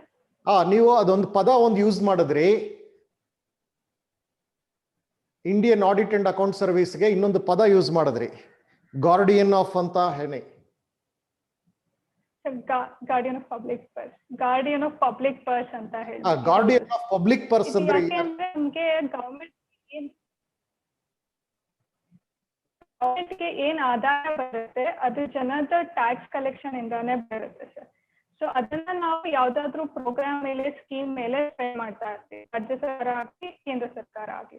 ಸೊ ಅವರು ಜನದ ಹಣವನ್ನ ಎಲ್ಲಿಯಾದ್ರೂ ಖರ್ಚು ಮಾಡ್ತಾ ಇರ್ಬೇಕಾದ್ರೆ ಅದನ್ನ ಸರಿಯಾಗಿ ಮಾಡ್ತಾ ಇದೀವಾ ಇಲ್ವಾ ಅಂತ ಹೇಳ್ಬಿಟ್ಟು ನಾವು ಅದನ್ನ ವೆರಿಫೈ ಮಾಡ್ಬೇಕು. ಅದನ್ನ ಗಾರ್ಡ್ ಮಾಡುವಂತ ಸರ್ವಿಸ್ ಏನೇ ಈ ಆಡಿಟ್ ಅಂಡ್ ಅಕೌಂಟ್ಸ್. ಅದಕ್ಕೋಸ್ಕರ ಇದನ್ನ guardian of public service. This is also a powerful post. ಇಡೀ ದೇಶದ ಒಂದು ಬಡ್ಜೆಟ್ ಅನ್ನ ಅದ್ರ ಬಗ್ಗೆ ಗಮನ ಹರಿಸೋದು, it is not an ordinary job also. ಇವತ್ತಿನ ದಿನ ಕೋಟಿ ಶತಕೋಟಿ ರೂಪಾಯಿಗಳು ನಡೆಯುತ್ತೆ, ಸಾವಿರಾರು ಕೋಟಿಗಳಲ್ಲಿ ನಡೀತಿರುತ್ತೆ, ಲಕ್ಷ ಕೋಟಿಗಳಲ್ಲಿ ನಡೀತಿರುತ್ತೆ ಬಡ್ಜೆಟ್ಸ್. ಸೊ ಹಾಗಾಗಿ it is a big thing. ಮತ್ತು ನಮ್ಮ ದೇಶ 5 ಟ್ರಿಲಿಯನ್ಗೆಲ್ಲ ಹೋಗ್ಬೇಕು ಅಂತಂದ್ರೆ ಇವರ ಒಂದು ಸಹಕಾರ, ಇವರ ಒಂದು ನಾಲೆಡ್ಜ್ ಕೂಡ ಬಹಳ ಬೇಕಾಗಿರುತ್ತೆ. ಹೌದಲ್ಲ? ಖಂಡಿತ ಸರ್, ಖಂಡಿತ. ಇದನ್ನ ಒಂದು ತುಂಬಾ ಮುಖ್ಯವಾದ central government group A service ಆಗೇನೆ ಕನ್ಸಿಡರ್ ಮಾಡ್ತಾರೆ ಸರ್. ಆಮೇಲೆ ಹೈಯೆಸ್ಟ್ ಪೊಸಿಷನ್ ನಾವು ಕಾಂಟ್ರೋಲರ್, ಆಡಿಟರ್ ಜನರಲ್ ಆಗಿಯೇ ಕೂಡ ಹೋಗ್ಬೋದು. ಇದು ಒಂದು ಸಾಂವಿಧಾನಿಕ ಹುದ್ದೆ sir. So this is very important post. Yeah. So next slide ಹೋಗೋಣ ಸರ್. ನೆಕ್ಸ್ಟ್ ಸರ್ವಿಸ್ ಬಂದ್ಬಿಟ್ಟು ಅಕೌಂಟ್ ಸರ್ವಿಸ್ ಅಂತ ಹೇಳಿ. ನಾನು ಇವಾಗ 3-4 ಅಕೌಂಟ್ ಸರ್ವಿಸ್ ನ ಒಟ್ಟಿಗೆ ಹೇಳಕ್ ಇಷ್ಟಪಡ್ತೀನಿ. ಅಕೌಂಟ್ ಸರ್ವಿಸಸ್ ಅಲ್ಲಿ ಇಂಡಿಯನ್ ಸಿವಿಲ್ ಅಕೌಂಟ್ ಸರ್ವಿಸ್ ಬರುತ್ತೆ, ಇಂಡಿಯನ್ ಡಿಫೆನ್ಸ್ ಅಕೌಂಟ್ ಸರ್ವಿಸ್ ಬರುತ್ತೆ, ಇಂಡಿಯನ್ ಕಮ್ಯುನಿಕೇಶನ್ ಫೈನಾನ್ಸ್ ಸರ್ವಿಸ್ ಅಂತ 3 ಬರುತ್ತೆ. ರೈಲ್ವೆ ಅಕೌಂಟ್ಸ್ ಕೂಡ ಬರುತ್ತೆ, ಅದನ್ನ ನಾನು ರೈಲ್ವೆ ಜೊತೆಗೆ ಹೇಳ್ತೀನಿ. ಈ ಅಕೌಂಟ್ಸ್ ಸರ್ವಿಸ್ ಅಲ್ಲಿ ಏನ್ ಮಾಡ್ತಾರೆ ಅಂತ ಅಂದ್ರೆ, ಆಡಿಟ್ ಅಲ್ಲಿ ನಾವು ವೆಚ್ಚ ಮಾಡಿದ ಮೇಲೆ ಪರಿಶೀಲನೆ ಮಾಡ್ತೀವಿ ಸರಿಯಾಗಿದೆಯೋ ಇಲ್ವೋ ಅಂತ. ಬಟ್ ಅಕೌಂಟ್ ಸರ್ವಿಸ್ ಅಲ್ಲಿ ವೆಚ್ಚ ಮಾಡೋಕಿನ್ನ ಮುಂಚೆಯಿಂದಾನೇ ಸ್ಟಾರ್ಟ್ ಮಾಡ್ತೀವಿ. ನಾವು ಇದ್ರ ಮೇಲೆ ವೆಚ್ಚ ಮಾಡ್ಬೇಕಾ, ಇದ್ರ ಮೇಲೆ ಮಾಡಬಾರ್ದಾ, ಅದಾದ್ಮೇಲೆ ಕೂಡ ಪರಿಶೀಲನೆ ಮಾಡಿ ನೋಡ್ತೀವಿ ಸರಿಯಾಗಿ ವೆಚ್ಚ ಮಾಡಿದೀವಾ ಇಲ್ವಾ ಅಂತ ಹೇಳ್ಬಿಟ್ಟು. ಈ ತರ ಸಿವಿಲಿಯನ್ ಮಿನಿಸ್ಟ್ರೀಸ್ ಯಾವ್ದ್ಯಾವ್ದು ಇರುತ್ತೆ ಅದ್ರದ್ದೆಲ್ಲದನ್ನು ನೋಡ್ಕೊಳ್ಳೋಂತ ಈ ಆರ್ಥಿಕ ವ್ಯವಸ್ಥೆಯ ನಿರ್ವಹಣೆಯನ್ನ ಮಾಡ್ತಕ್ಕಂಥದ್ದು ಸಿವಿಲಿಯನ್ ಅಕೌಂಟ್ ಸರ್ವಿಸ್. ಇದು ಸಿವಿಲ್ ಮಿನಿಸ್ಟ್ರೀಸ್ಗೆ ಮಾಡುತ್ತೆ. ಮಿನಿಸ್ಟ್ರಿ ಆಫ್ ಫೈನಾನ್ಸ್ ಕೆಳಗಡೆನೆ ಬರುತ್ತೆ. Highest position of controller general of accounts ತನಕ ಹೋಗ್ಬೋದು. ಅದೇ ತರ ನಾವು ಡಿಫೆನ್ಸ್ ಅಕೌಂಟ್ಸ್ ಗೆ ಬಂದ್ರೆ, ಇದು ಡಿಫೆನ್ಸ್ ಮಿನಿಸ್ಟ್ರಿಯ ಆರ್ಥಿಕ ವ್ಯವಸ್ಥೆಯ ನಿರ್ವಹಣೆ ಮಾಡುತ್ತೆ. ಬಜೆಟ್ ಇಂದ ಹಿಡಿದು ವೆಚ್ಚ ಪರಿಶೀಲನೆ ತನಕ ಇದು ಸೇಮ್ ಫಂಕ್ಷನ್ಸ್ ನ ಮಾಡುತ್ತೆ ಅದೇ ತರ. ಬಟ್ ಸೀಮಿತ ಮಾತ್ರ ಡಿಫೆನ್ಸ್ ಮಿನಿಸ್ಟ್ರಿ. ಡಿಫೆನ್ಸ್ ಡಿಪಾರ್ಟ್ಮೆಂಟ್ಸ್ ಯಾವ್ದ್ಯಾವ್ದು ಇರುತ್ತೆ, army, navy, air force, defence research and development organisation, ordnance factories, border road organisation, ಇದ್ರದ್ದು ಎಲ್ಲಾದ್ರದ್ದು ಕೂಡ ಇಂಟರ್ನಲ್ ಆಡಿಟಿಂಗ್ ಕೂಡ ಇದು ಮಾಡುತ್ತೆ. ಅದ್ರ ಜೊತೆಗೆ ಡಿಫೆನ್ಸ್ ಮಿನಿಸ್ಟ್ರಿಗೆ ಇದು ಫೈನಾನ್ಷಿಯಲ್ ಅಡ್ವೈಸರ್ ಆಗಿ ಕೂಡ ಆಕ್ಟ್ ಆಗುತ್ತೆ. ಯಾವ ಕಡೆ ನಾವು ಸ್ಪೆಂಡ್ ಮಾಡ್ಬೇಕು ಮಾಡಬಾರ್ದು ಅಂತ ಸಜೆಷನ್ಸ್ ಕೂಡ ಇದು ಕೊಡುತ್ತೆ. ಜೊತೆಗೆ ಇದ್ರಲ್ಲೂ ಕೂಡ highest position controller general of defence accounts ಆಗಿದೆ. ಅದೇ ತರ ಬಂದ್ರೆ ಸರ್ ಹೇಳಿ ಸರ್, ಕಮ್ಯುನಿಕೇಶನ್ ಫೈನಾನ್ಸ್ ಸರ್ವಿಸಸ್. ಇದು ಆಕ್ಚುಲಿ ಮುಂಚೆ post and telecommunication accounts and finance services ಅಂತ ಇತ್ತು ಇದ್ರ ನೇಮ್. ಇವಾಗ ಇದನ್ನ ಇಂಡಿಯನ್ ಕಮ್ಯುನಿಕೇಶನ್ ಫೈನಾನ್ಸ್ ಸರ್ವಿಸ್ ಅಂತ ಚೇಂಜ್ ಮಾಡಿದ್ದಾರೆ. ಇದು ಸೇಮ್ ಫೈನಾನ್ಸ್ ಮತ್ತೆ ಅಕೌಂಟ್ಸ್ ನ ಹ್ಯಾಂಡಲ್ ಮಾಡುತ್ತೆ, particularly with respect to communication department. Postal ಆಗಿರ್ಬೋದು, ಟೆಲಿಕಮ್ಯುನಿಕೇಶನ್ ಆಗಿರ್ಬೋದು, ಇವಾಗ ಡಿಜಿಟಲ್ ಎಲ್ಲ ಸ್ಟಾರ್ಟ್ ಆಗಿದೆ. ಸೊ ಅದನ್ನು ಕೂಡ ಇದೇನೆ ನಿರ್ವಹಣೆ ಮಾಡುತ್ತೆ. ಇದ್ರ ಜೊತೆಗೆ ಇದ್ರ ಮೇನ್ ಒಂದ್ ಫಂಕ್ಷನ್ ಅಂತ ಅಂದ್ರೆ ಲೈಸೆನ್ಸ್ ಫೀ ಮತ್ತೆ ಸ್ಪೆಕ್ಟ್ರಮ್ ಚಾರ್ಜಸ್ ಅಂತ ಏನಿರುತ್ತೆ ನಾವು ಟೆಲಿಕಮ್ಯುನಿಕೇಶನ್ ಕಂಪನೀಸ್ಗೆ ಹಾಕ್ತಾ ಇರ್ತೀವಿ, ಅದ್ರದ್ದು ಮ್ಯಾನೇಜ್ಮೆಂಟ್ ಕೂಡ ಇದ್ರ ಕೆಳಗಡೆನೆ ಇರುತ್ತೆ. ಜೊತೆಗೆ ಇದು ಟೆಲಿಕಮ್ಯುನಿಕೇಶನ್ ಪಾಲಿಸಿ ಫಾರ್ಮುಲೇಷನ್ ಕೂಡ ಅಡ್ವೈಸರಿ ಬಾಡಿ ಆಗಿ ಫಂಕ್ಷನ್ ಮಾಡಿ. ಹೌದು, ಇವತ್ತಿನ ದಿನ ನಾವೆಲ್ಲ ಮೊಬೈಲ್ಸ್ಗಳು ಯೂಸ್ ಮಾಡ್ತೀವಿ, ಸಿಮ್ ಕಾರ್ಡ್ಗಳು ಯೂಸ್ ಮಾಡ್ತೀವಿ. ಆ ನೆಟ್ವರ್ಕ್ ಪ್ರೊವೈಡರ್ಸ್ ಅವ್ರ ಬಗ್ಗೆ ಅವ್ರನ್ನ ಕಂಟ್ರೋಲ್ ಮಾಡುವಂಥದ್ದು ಇದ್ರ ಅಂಡರ್ ದಿಸ್, ಹೌದಲ್ಲ? ಹೌದು ಸರ್, ಹೌದು, ಡೆಫಿನೆಟ್ಲಿ ಹೌದು ಸರ್. ಸೊ ನೀವು ಈಗ ಇತ್ತೀಚೆಗೆ ತೋರಿಸಿದಂತ ಈ ಅಕೌಂಟ್ಸ್, ಆಡಿಟ್ಸ್, ಫಿನಾನ್ಸ್ ಸಂಬಂಧಪಟ್ಟಂತೆ 3-4 ಒಟ್ಟು ಒಂದು 5 ಪೋಸ್ಟ್ ಏನೋ ಬರುತ್ತೆ ಅಂತ ಕಾಣುತ್ತೆ ಟೋಟಲಿ. ಸೊ ಇದು ಕೂಡ ಯಾರೇ ಆಗ್ಲಿ, ಅವರು ಇಂಜಿನಿಯರ್ ಆಗ್ಲಿ, ಮೆಡಿಕಲ್ ಆಗ್ಲಿ, BA, BSc, BCom degree students ಆಗ್ಲಿ, any one can opt this, ಹೌದಲ್ಲ? ಯಾರು ಬೇಕಾದ್ರೂ ಆಪ್ಟ್ ಮಾಡ್ಬೋದು ಸರ್. ಅಲ್ಲಿ ಹೋದ್ಮೇಲೆ ನಮ್ಗೆ ಅದ್ರದ್ದೇ ಆದ ಟ್ರೈನಿಂಗ್ ಕೂಡ ಇರುತ್ತೆ. 1.5 ವರ್ಷ 2 ವರ್ಷ depending on the service training ಕೂಡ ಇರುತ್ತೆ. ಅದರಲ್ಲಿ ನಮಗೆ ಅವರು ಎಲ್ಲದನ್ನು ಹೇಳ್ಕೊಟ್ಟು ನಮ್ಮ ಸರ್ವಿಸ್ಗೆ ರೆಡಿ ಮಾಡಿ ಕಳಿಸ್ತಾರೆ. So it's not necessary that account service ಅಲ್ಲಿ ಇಲ್ಲ ಕಾಮರ್ಸ್ ಓದಿರೋ ಅಂತವ್ರೆ ಇದಕ್ಕೆ ಹೋಗ್ಬೇಕು ಅಂತ. ಬಟ್ ಕಾಮರ್ಸ್ ಓದಿರೋರ್ಗೆ ಇದರಲ್ಲಿ ಸ್ವಲ್ಪ ಜಾಸ್ತಿ ಇಂಟ್ರೆಸ್ಟ್ ಇರ್ಬೋದು, ಯಾಕೆಂತಂದ್ರೆ ಅವ್ರಿಗೆ ಆಲ್ರೆಡಿ ಗೊತ್ತಿರುವಂತಹ ಸಬ್ಜೆಕ್ಟ್ಸ್ಗಳು ಇರೋದ್ರಿಂದ ಅವ್ರಿಗೆ ಸ್ವಲ್ಪ ಇಂಟ್ರೆಸ್ಟ್ ಇದ್ದು ಅವ್ರು ಇದನ್ನ ಬೇಕಾದ್ರೆ ಅವ್ರದ್ದು ಮುಖ್ಯ ಪ್ರಿಫರೆನ್ಸ್ ಆಗಿ ಕೂಡ ಮಾಡ್ಕೋಬಹುದು ಅಕೌಂಟ್. ಸೊ ಎಲ್ಲಾರು ಇದನ್ನ ಆಪ್ಟ್ ಮಾಡಬಹುದು. ಪ್ರತಿ ಸರಿಯೂ ನಾವು IAS, IPS ಅಂತಾನೆ ಮನಸ್ಸಲ್ಲಿ ಇಟ್ಕೊಳ್ಳೋದಕ್ಕಿಂತ ಈ ರೀತಿಯಾದಂತ ಜಾಬ್ಸ್ಗಳ ಬಗ್ಗೆ ಕೂಡ ಯಾರಿಗೆ ಇಂಟ್ರೆಸ್ಟ್ ಇರುತ್ತೆ ಆ ಫೀಲ್ಡ್ ಅಲ್ಲಿ, ಅವರು ಕೂಡ ಇದರ ಬಗ್ಗೆ ಕನಸ್ಕೊಂಡು ಈ ಒಂದು ಅಕೌಂಟ್ಸ್ BCom, MCom ಮಾಡಿರುವಂತವ್ರು they can start study for these exams and they can go for these post, ಹೌದಲ್ಲ? ಹೌದು ಸರ್, ಖಂಡಿತ ಹೋಗ್ಬೋದು ಸರ್, ಯಾವುದೇ ತಪ್ಪಿಲ್ಲ ಸರ್. ನಾವು IAS ಆಗ್ಬೇಕು, IPS ಆಗ್ಬೇಕು ಅನ್ನೋದು ಒಬ್ಬೊಬ್ರದ್ದು ಕನಸು. ಬಟ್ ನಮ್ಗೆ ಬೇರೆ ಸರ್ವಿಸ್ ಮಾಡ್ಬೋದು ಅಂತ ಕಾಣೋದ್ರಲ್ಲಿ ಏನು ತಪ್ಪಿಲ್ಲ ಸರ್. ಯಾವುದೇ ಒಂದು ಹುದ್ದೆ ಚಿಕ್ಕದು ದೊಡ್ಡದು ಅಂತ ಇರಲ್ಲ. ನಾವ್ ಅಲ್ಲಿಗೆ ಹೋಗಿ ಹೆಂಗೆ ಸರ್ವ್ ಮಾಡ್ತೀವಿ, ನಮ್ ಕೈಯಲ್ಲಿ ಆಗಿದ್ದನ್ನ ನಾವು ಹೇಗೆ ಮಾಡ್ತೀವಿ ಅನ್ನೋದ್ರ ಮೇಲೆ ಅದು ಡಿಪೆಂಡ್ ಆಗುತ್ತೆ. ಸೊ ನಮ್ಮ ಕಾರ್ಯವನ್ನು ನಾವು ಸರಿಯಾಗಿ ನಿರ್ವಹಿಸಿದ್ರೆ ಅದೇನೇ ನಮ್ಗೆ ದೊಡ್ಡ ಹುದ್ದೆ ಸರ್. ಸೊ ನೀವು ಪ್ರಾರಂಭದಲ್ಲೇ ಹೇಳಿದ್ರಿ ಒಂದು ಮಾತು ಕೂಡ.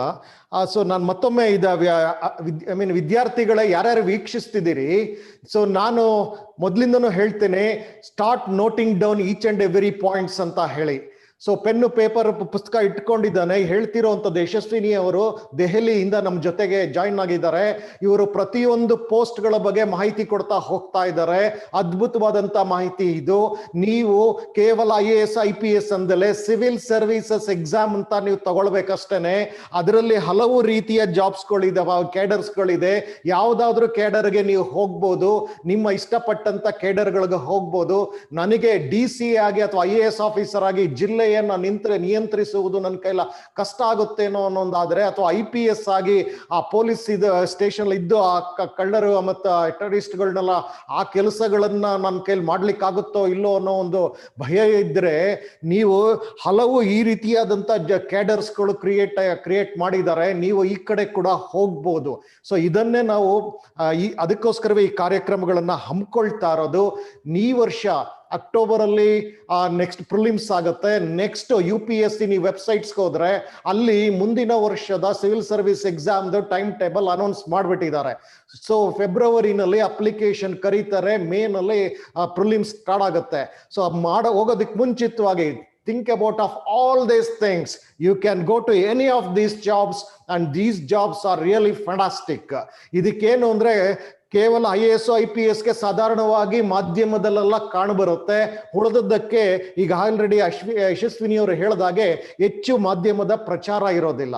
ಹಾಗಾಗಿ ಈ ಒಂದು ಪ್ರಯತ್ನ ನಡೀತಾ ಇದೆ ಯಶಸ್ವಿನಿ ಅವರ ಜೊತೆ ಸೇರಿ ಮಿಕ್ಕಿದ ಎಲ್ಲಾ ಪೋಸ್ಟ್ಗಳ ಬಗ್ಗೆ ಮಾಹಿತಿ ನೀಡುವಂಥದ್ದು. ಯಶಸ್ವಿನಿ ಅವರೇ, ಮತ್ತೆ ಮುಂದಿನ ಇವಾಗ ನಾನು ಡಿಫೆನ್ಸ್ ಎಸ್ಟೇಟ್ ಸರ್ವಿಸ್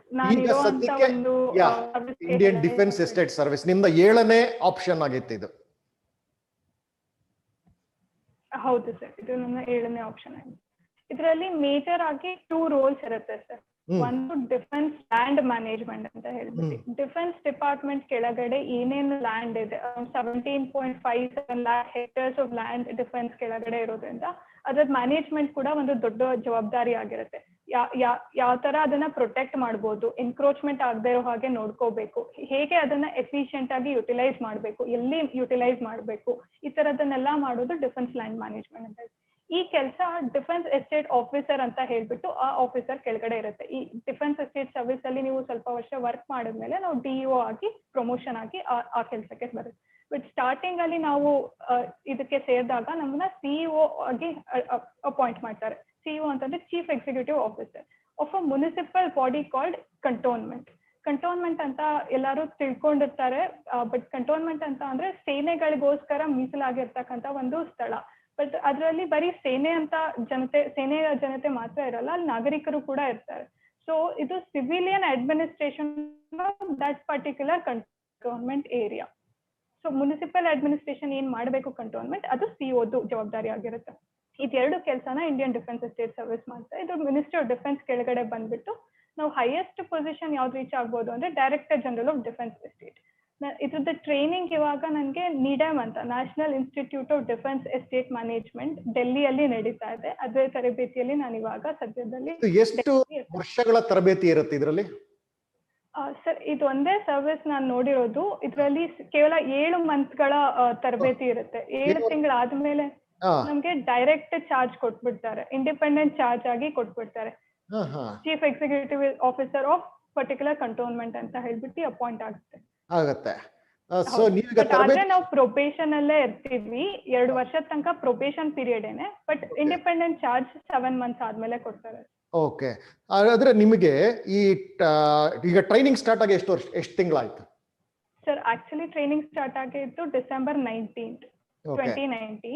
ಇವಾಗ ಆಲ್ರೆಡಿ 7 ಮಂತ್ಸ್ ಆಗಿದೆ. But because of this corona and all the lock down ಸ್ವಲ್ಪ ಡಿಲೇ ಆಗಿ ನಮ್ ಪೋಸ್ಟಿಂಗ್ಸ್ ಕೂಡ ಡಿಲೇ ಆಗಿರೋದ್ರಿಂದ 2 ತಿಂಗಳು ಎಕ್ಸ್ಟ್ರಾ ಆಗ್ಬಿಟ್ಟಿದೆ. ಓಕೆ, ಸೊ ಈಗ ನಿಮಗೆ ಅಲ್ಲಿ ನೆಕ್ಸ್ಟ್ ವೀಕ್ ಅಲ್ಲಿ ಆಗ್ತಾ ಇದೆ. ಓಕೆ, ನಿಮಗೆ ಈಗ 71st ರ್ಯಾಂಕ್ ಬಂದಿದೆ. ಅದರ ಪೋಸ್ಟಿಂಗ್ಸ್ ನಿಮಗೆ ಯಾವಾಗ ಆಗ್ಬೋದು? ಸರ್ ಇನ್ನ ಅದ್ರದ್ದು ಸರ್ವಿಸ್ ಅಲೋಕೇಟ್ ಆಗುತ್ತೆ ನೆಕ್ಸ್ಟ್ 2-3 ವೀಕ್ಸ್ ಅಲ್ಲಿ. ಅದಾದ್ಮೇಲೆ ನಮ್ಗೆ ಫೌಂಡೇಶನ್ ಕೋರ್ಸ್ ಅಂತ ಕರೀತಾರೆ. ಅದೇನೆ 100 ಡೇಸ್ ಇರುತ್ತೆ ಫೌಂಡೇಶನ್ ಕೋರ್ಸ್. ಅದು ಫೌಂಡೇಶನ್ ಕೋರ್ಸ್ ಆದ್ಮೇಲೆ ನಮ್ದು ಟ್ರೈನಿಂಗ್ ಕೂಡ ಇರುತ್ತೆ 2 ಇಯರ್ಸ್, ಟೋಟಲ್ 2 ಇಯರ್ಸ್ ಟ್ರೈನಿಂಗ್ ಇರುತ್ತೆ. ಅದಾದ್ಮೇಲೆ ನಮ್ಗೆ ಪರ್ಮನೆಂಟ್ ಪೋಸ್ಟಿಂಗ್ ಸಿಗೋದು. ಅಂದ್ರೆ ಈಗ ತರಬೇತಿ 7 ಮಂತ್ಸ್ ಇದೇ ಬೇರೆ ಕ್ಷೇತ್ರದಲ್ಲಾಗಿರುತ್ತೆ. ನೀವು ಅಲ್ಲಿ ನಂತರ IAS ಆಗ್ತಿರೋ IPS ಆಗ್ತಿರೋ, ಅದು ನಿಮ್ಮ ಅಲ್ಲಿ ವ್ಯವಸ್ಥೆ ರೋಸ್ಟರ್ ಸಿಸ್ಟಮ್ ಅದೆಲ್ಲ ನೋಡ್ಕೊಂಡ ಮೇಲೆ ಹೇಗ್ ಬರುತ್ತೆ, ಅದು ರಿಸರ್ವೇಶನ್ಸ್ ಇರುತ್ತೆ, ಫಿಸಿಕಲ್ ಐ ಮೀನ್ ಡಿಸೇಬಲ್ ಆ ತರ ಅವ್ರದ್ದು ಇರುತ್ತೆ, ಹೌದಲ್ಲ? ಅದೆಲ್ಲ ರೋಸ್ಟರ್ ಸಿಸ್ಟಮ್ಸ್ ಎಲ್ಲ ನೋಡಿ, ಸೊ ನಿಮಗೆ IAS ಅಥವಾ IPS ಎರಡರಲ್ಲಿ ಒಂದು ಸಿಗುತ್ತೆ ಸಾಧಾರಣವಾಗಿ 71st ರ್ಯಾಂಕ್ಗೆ ಜನರಲ್ ಕ್ಯಾಟಗರಿಗೆ, ಹೌದಲ್ಲ? ಅಲ್ಲೂ ಮತ್ತೆ ನೀವು ಹೊಸ ತರಬೇತಿಗೆ ಹೋಗ್ತೀರಿ. ಹೌದು ಸರ್, ಮತ್ತೆ ಪ್ರಾರಂಭದಿಂದ ಸ್ಟಾರ್ಟ್ ಮಾಡಬೇಕು. ಪ್ರಾರಂಭದಿಂದ ಮಾಡ್ತೀರಿ, ಬಟ್ ಎಂಟೈರ್ಲಿ ಡಿಫ್ರೆಂಟ್ ಸೆಕ್ಟರ್ ಆಗುತ್ತೆ. ಬಟ್ ನಿಮಗೆ at the end of the training 2 sector ಬಗ್ಗೆ ಸಂಪೂರ್ಣ ಮಾಹಿತಿ ಇರುತ್ತೆ. ಹೌದು sir, you are in advantage position. Yeah, ಖಂಡಿತ ಸರ್, ಖಂಡಿತ. ನಮ್ಗೆ ಸ್ವಲ್ಪ ಸರ್ವಿಸಸ್ ಕೂಡ ಎಕ್ಸ್ಪೀರಿಯನ್ಸ್ ಆಗಿರುತ್ತೆ ಟ್ರೈನಿಂಗ್ ಇಂದ. ಪ್ರಾಕ್ಟಿಕಲ್ ಅಟ್ಯಾಚ್ಮೆಂಟ್ಸ್ ಕೂಡ ಇರುತ್ತೆ. ಆ ಪ್ಲೇಸ್ ಗಳಿಗೆ ಹೋಗಿ ಹೇಗ್ ಕೆಲಸ ಮಾಡ್ಬೇಕು ಅಂತ ಎಲ್ಲ ನೋಡೋದು ಎಲ್ಲ ಇರುತ್ತೆ. ಸೊ ಅದರಿಂದ ನಮ್ಗೆ ಸ್ವಲ್ಪ ಅಡ್ವಾಂಟೇಜ್ ಇದ್ದೇ ಇರುತ್ತೆ. ಓಕೆ, ಮತ್ತೆ ಇದು ಗ್ರೂಪ್ A ಪೋಸ್ಟ್, ಇದ್ರ ಪೋಸ್ಟ್ ಆಗಿರೋದ್ರಿಂದ, ಸೆಂಟ್ರಲ್ ಗೌರ್ಮೆಂಟ್ ಪೋಸ್ಟ್ ಆಗಿರೋದ್ರಿಂದ ನಿಮ್ಗೆ ಇಲ್ಲಿ ಭಾರತದಲ್ಲಿ ಎಲ್ಲಿ ಬೇಕಾದ್ರೂ ನಿಮಗೆ ಪೋಸ್ಟಿಂಗ್ ಮಾಡಬಹುದು. ಹೌದು ಸರ್, ಎಲ್ಲಿ ಬೇಕಾದ್ರೂ ಮಾಡಬಹುದು. ಓಕೆ, ಯಶಸ್ವಿನಿ ಅವರೇ, ನೆಕ್ಸ್ಟ್ ಸ್ಲೈಡ್ಗೆ ಹೋಗೋಣ.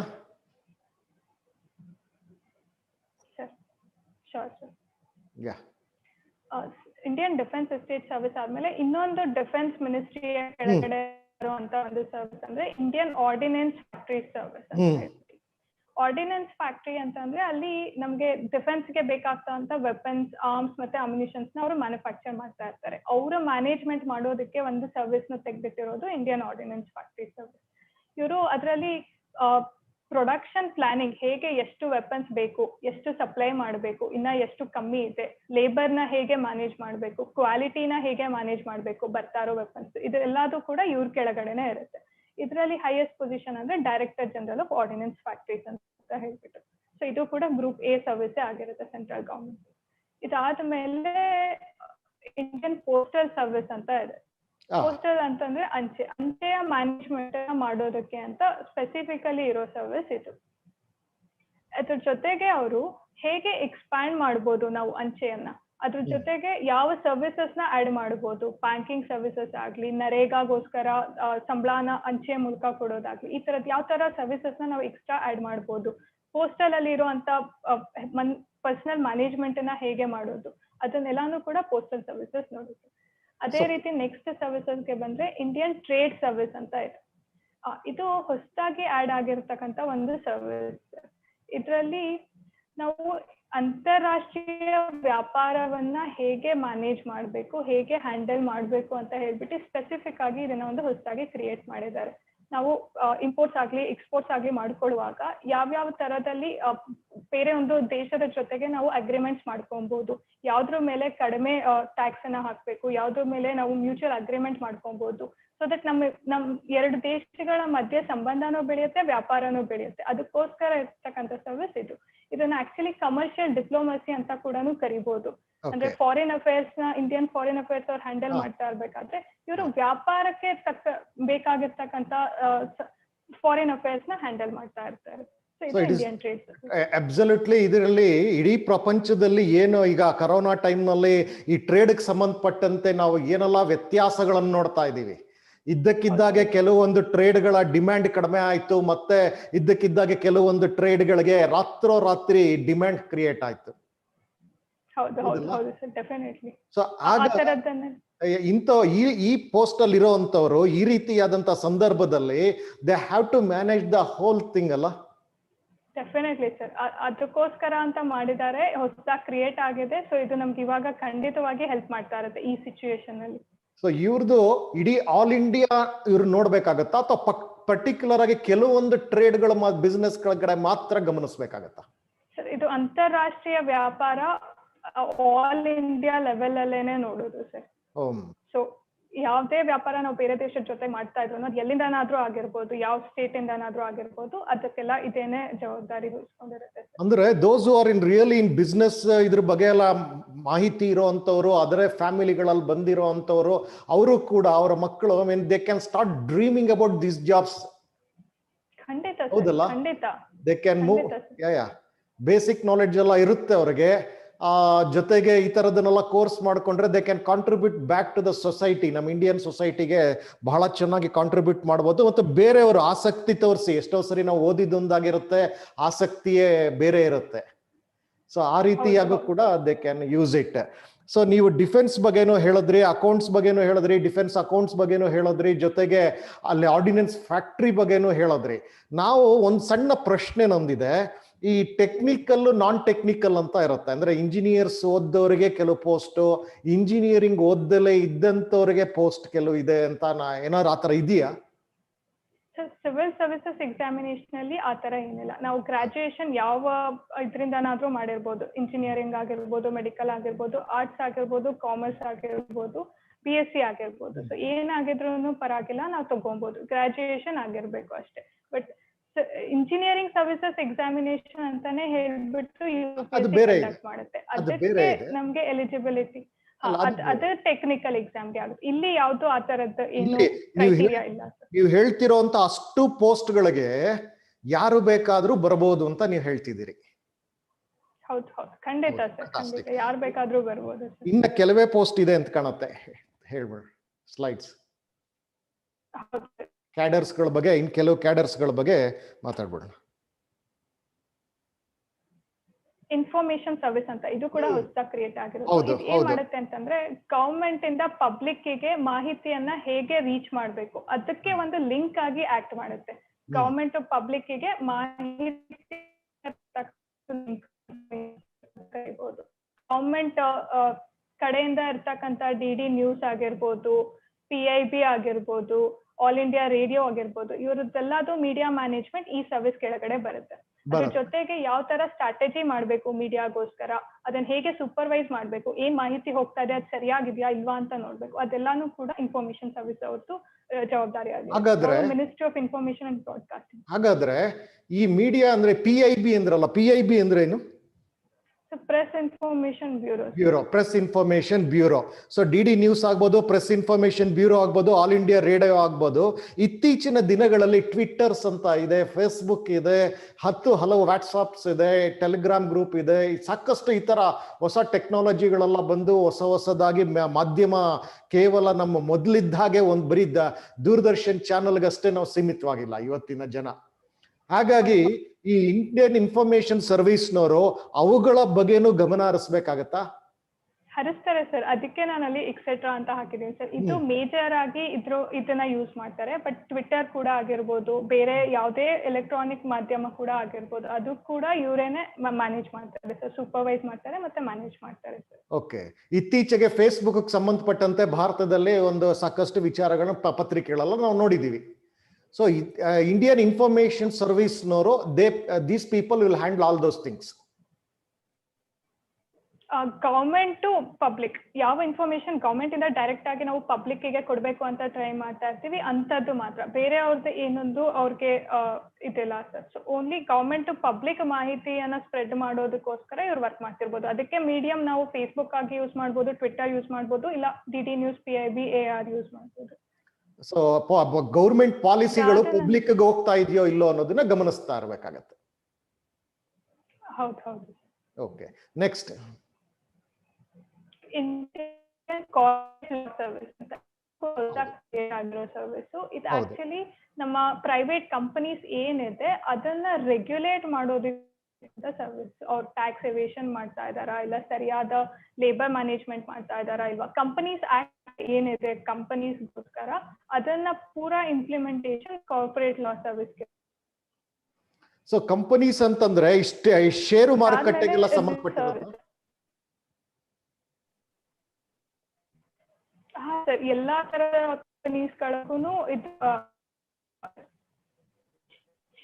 ಶೇರ್ ಮಾರ್ಕೆಟ್ಗಳಿಗೆ ಅಂತ ಹೇಳ್ಬಿಟ್ಟು ಒಂದು ಡಿಫ್ರೆಂಟ್ ಆರ್ಗನೈಸೇಷನ್ ಇದೆ, ಅದು ಕೂಡ ರೆಗ್ಯುಲೇಷನ್ ಅದ್ರದ್ದು ಮಾಡ್ತಾ ಇರುತ್ತೆ. ಬಟ್ ಕಂಪನೀಸ್ ಏನಿದೆ ಅದ್ರೊಳಗಡೆ ಸಬಿ ಷೇರು ಮಾರುಕಟ್ಟೆಯಲ್ಲಿ ಯಾವ್ದು ಇನ್ವೆಸ್ಟ್ ಮಾಡ್ತಾ ಇರುತ್ತೆ ಅದ್ರದ್ದು ಮ್ಯಾನೇಜ್ಮೆಂಟ್ ಕಾರ್ಪೊರೇಟ್ ಲಾ ಸರ್ವಿಸ್ ಕೆಳಗಡೆ ಬರುತ್ತೆ. ಅದ್ರದ್ದು regulation implementation of companies act ಅದೆಲ್ಲ ಕಂಪನೀಸ್ಗಳೆಲ್ಲ ಸೆಟಪ್ ಆಗಿರ್ತವೆ.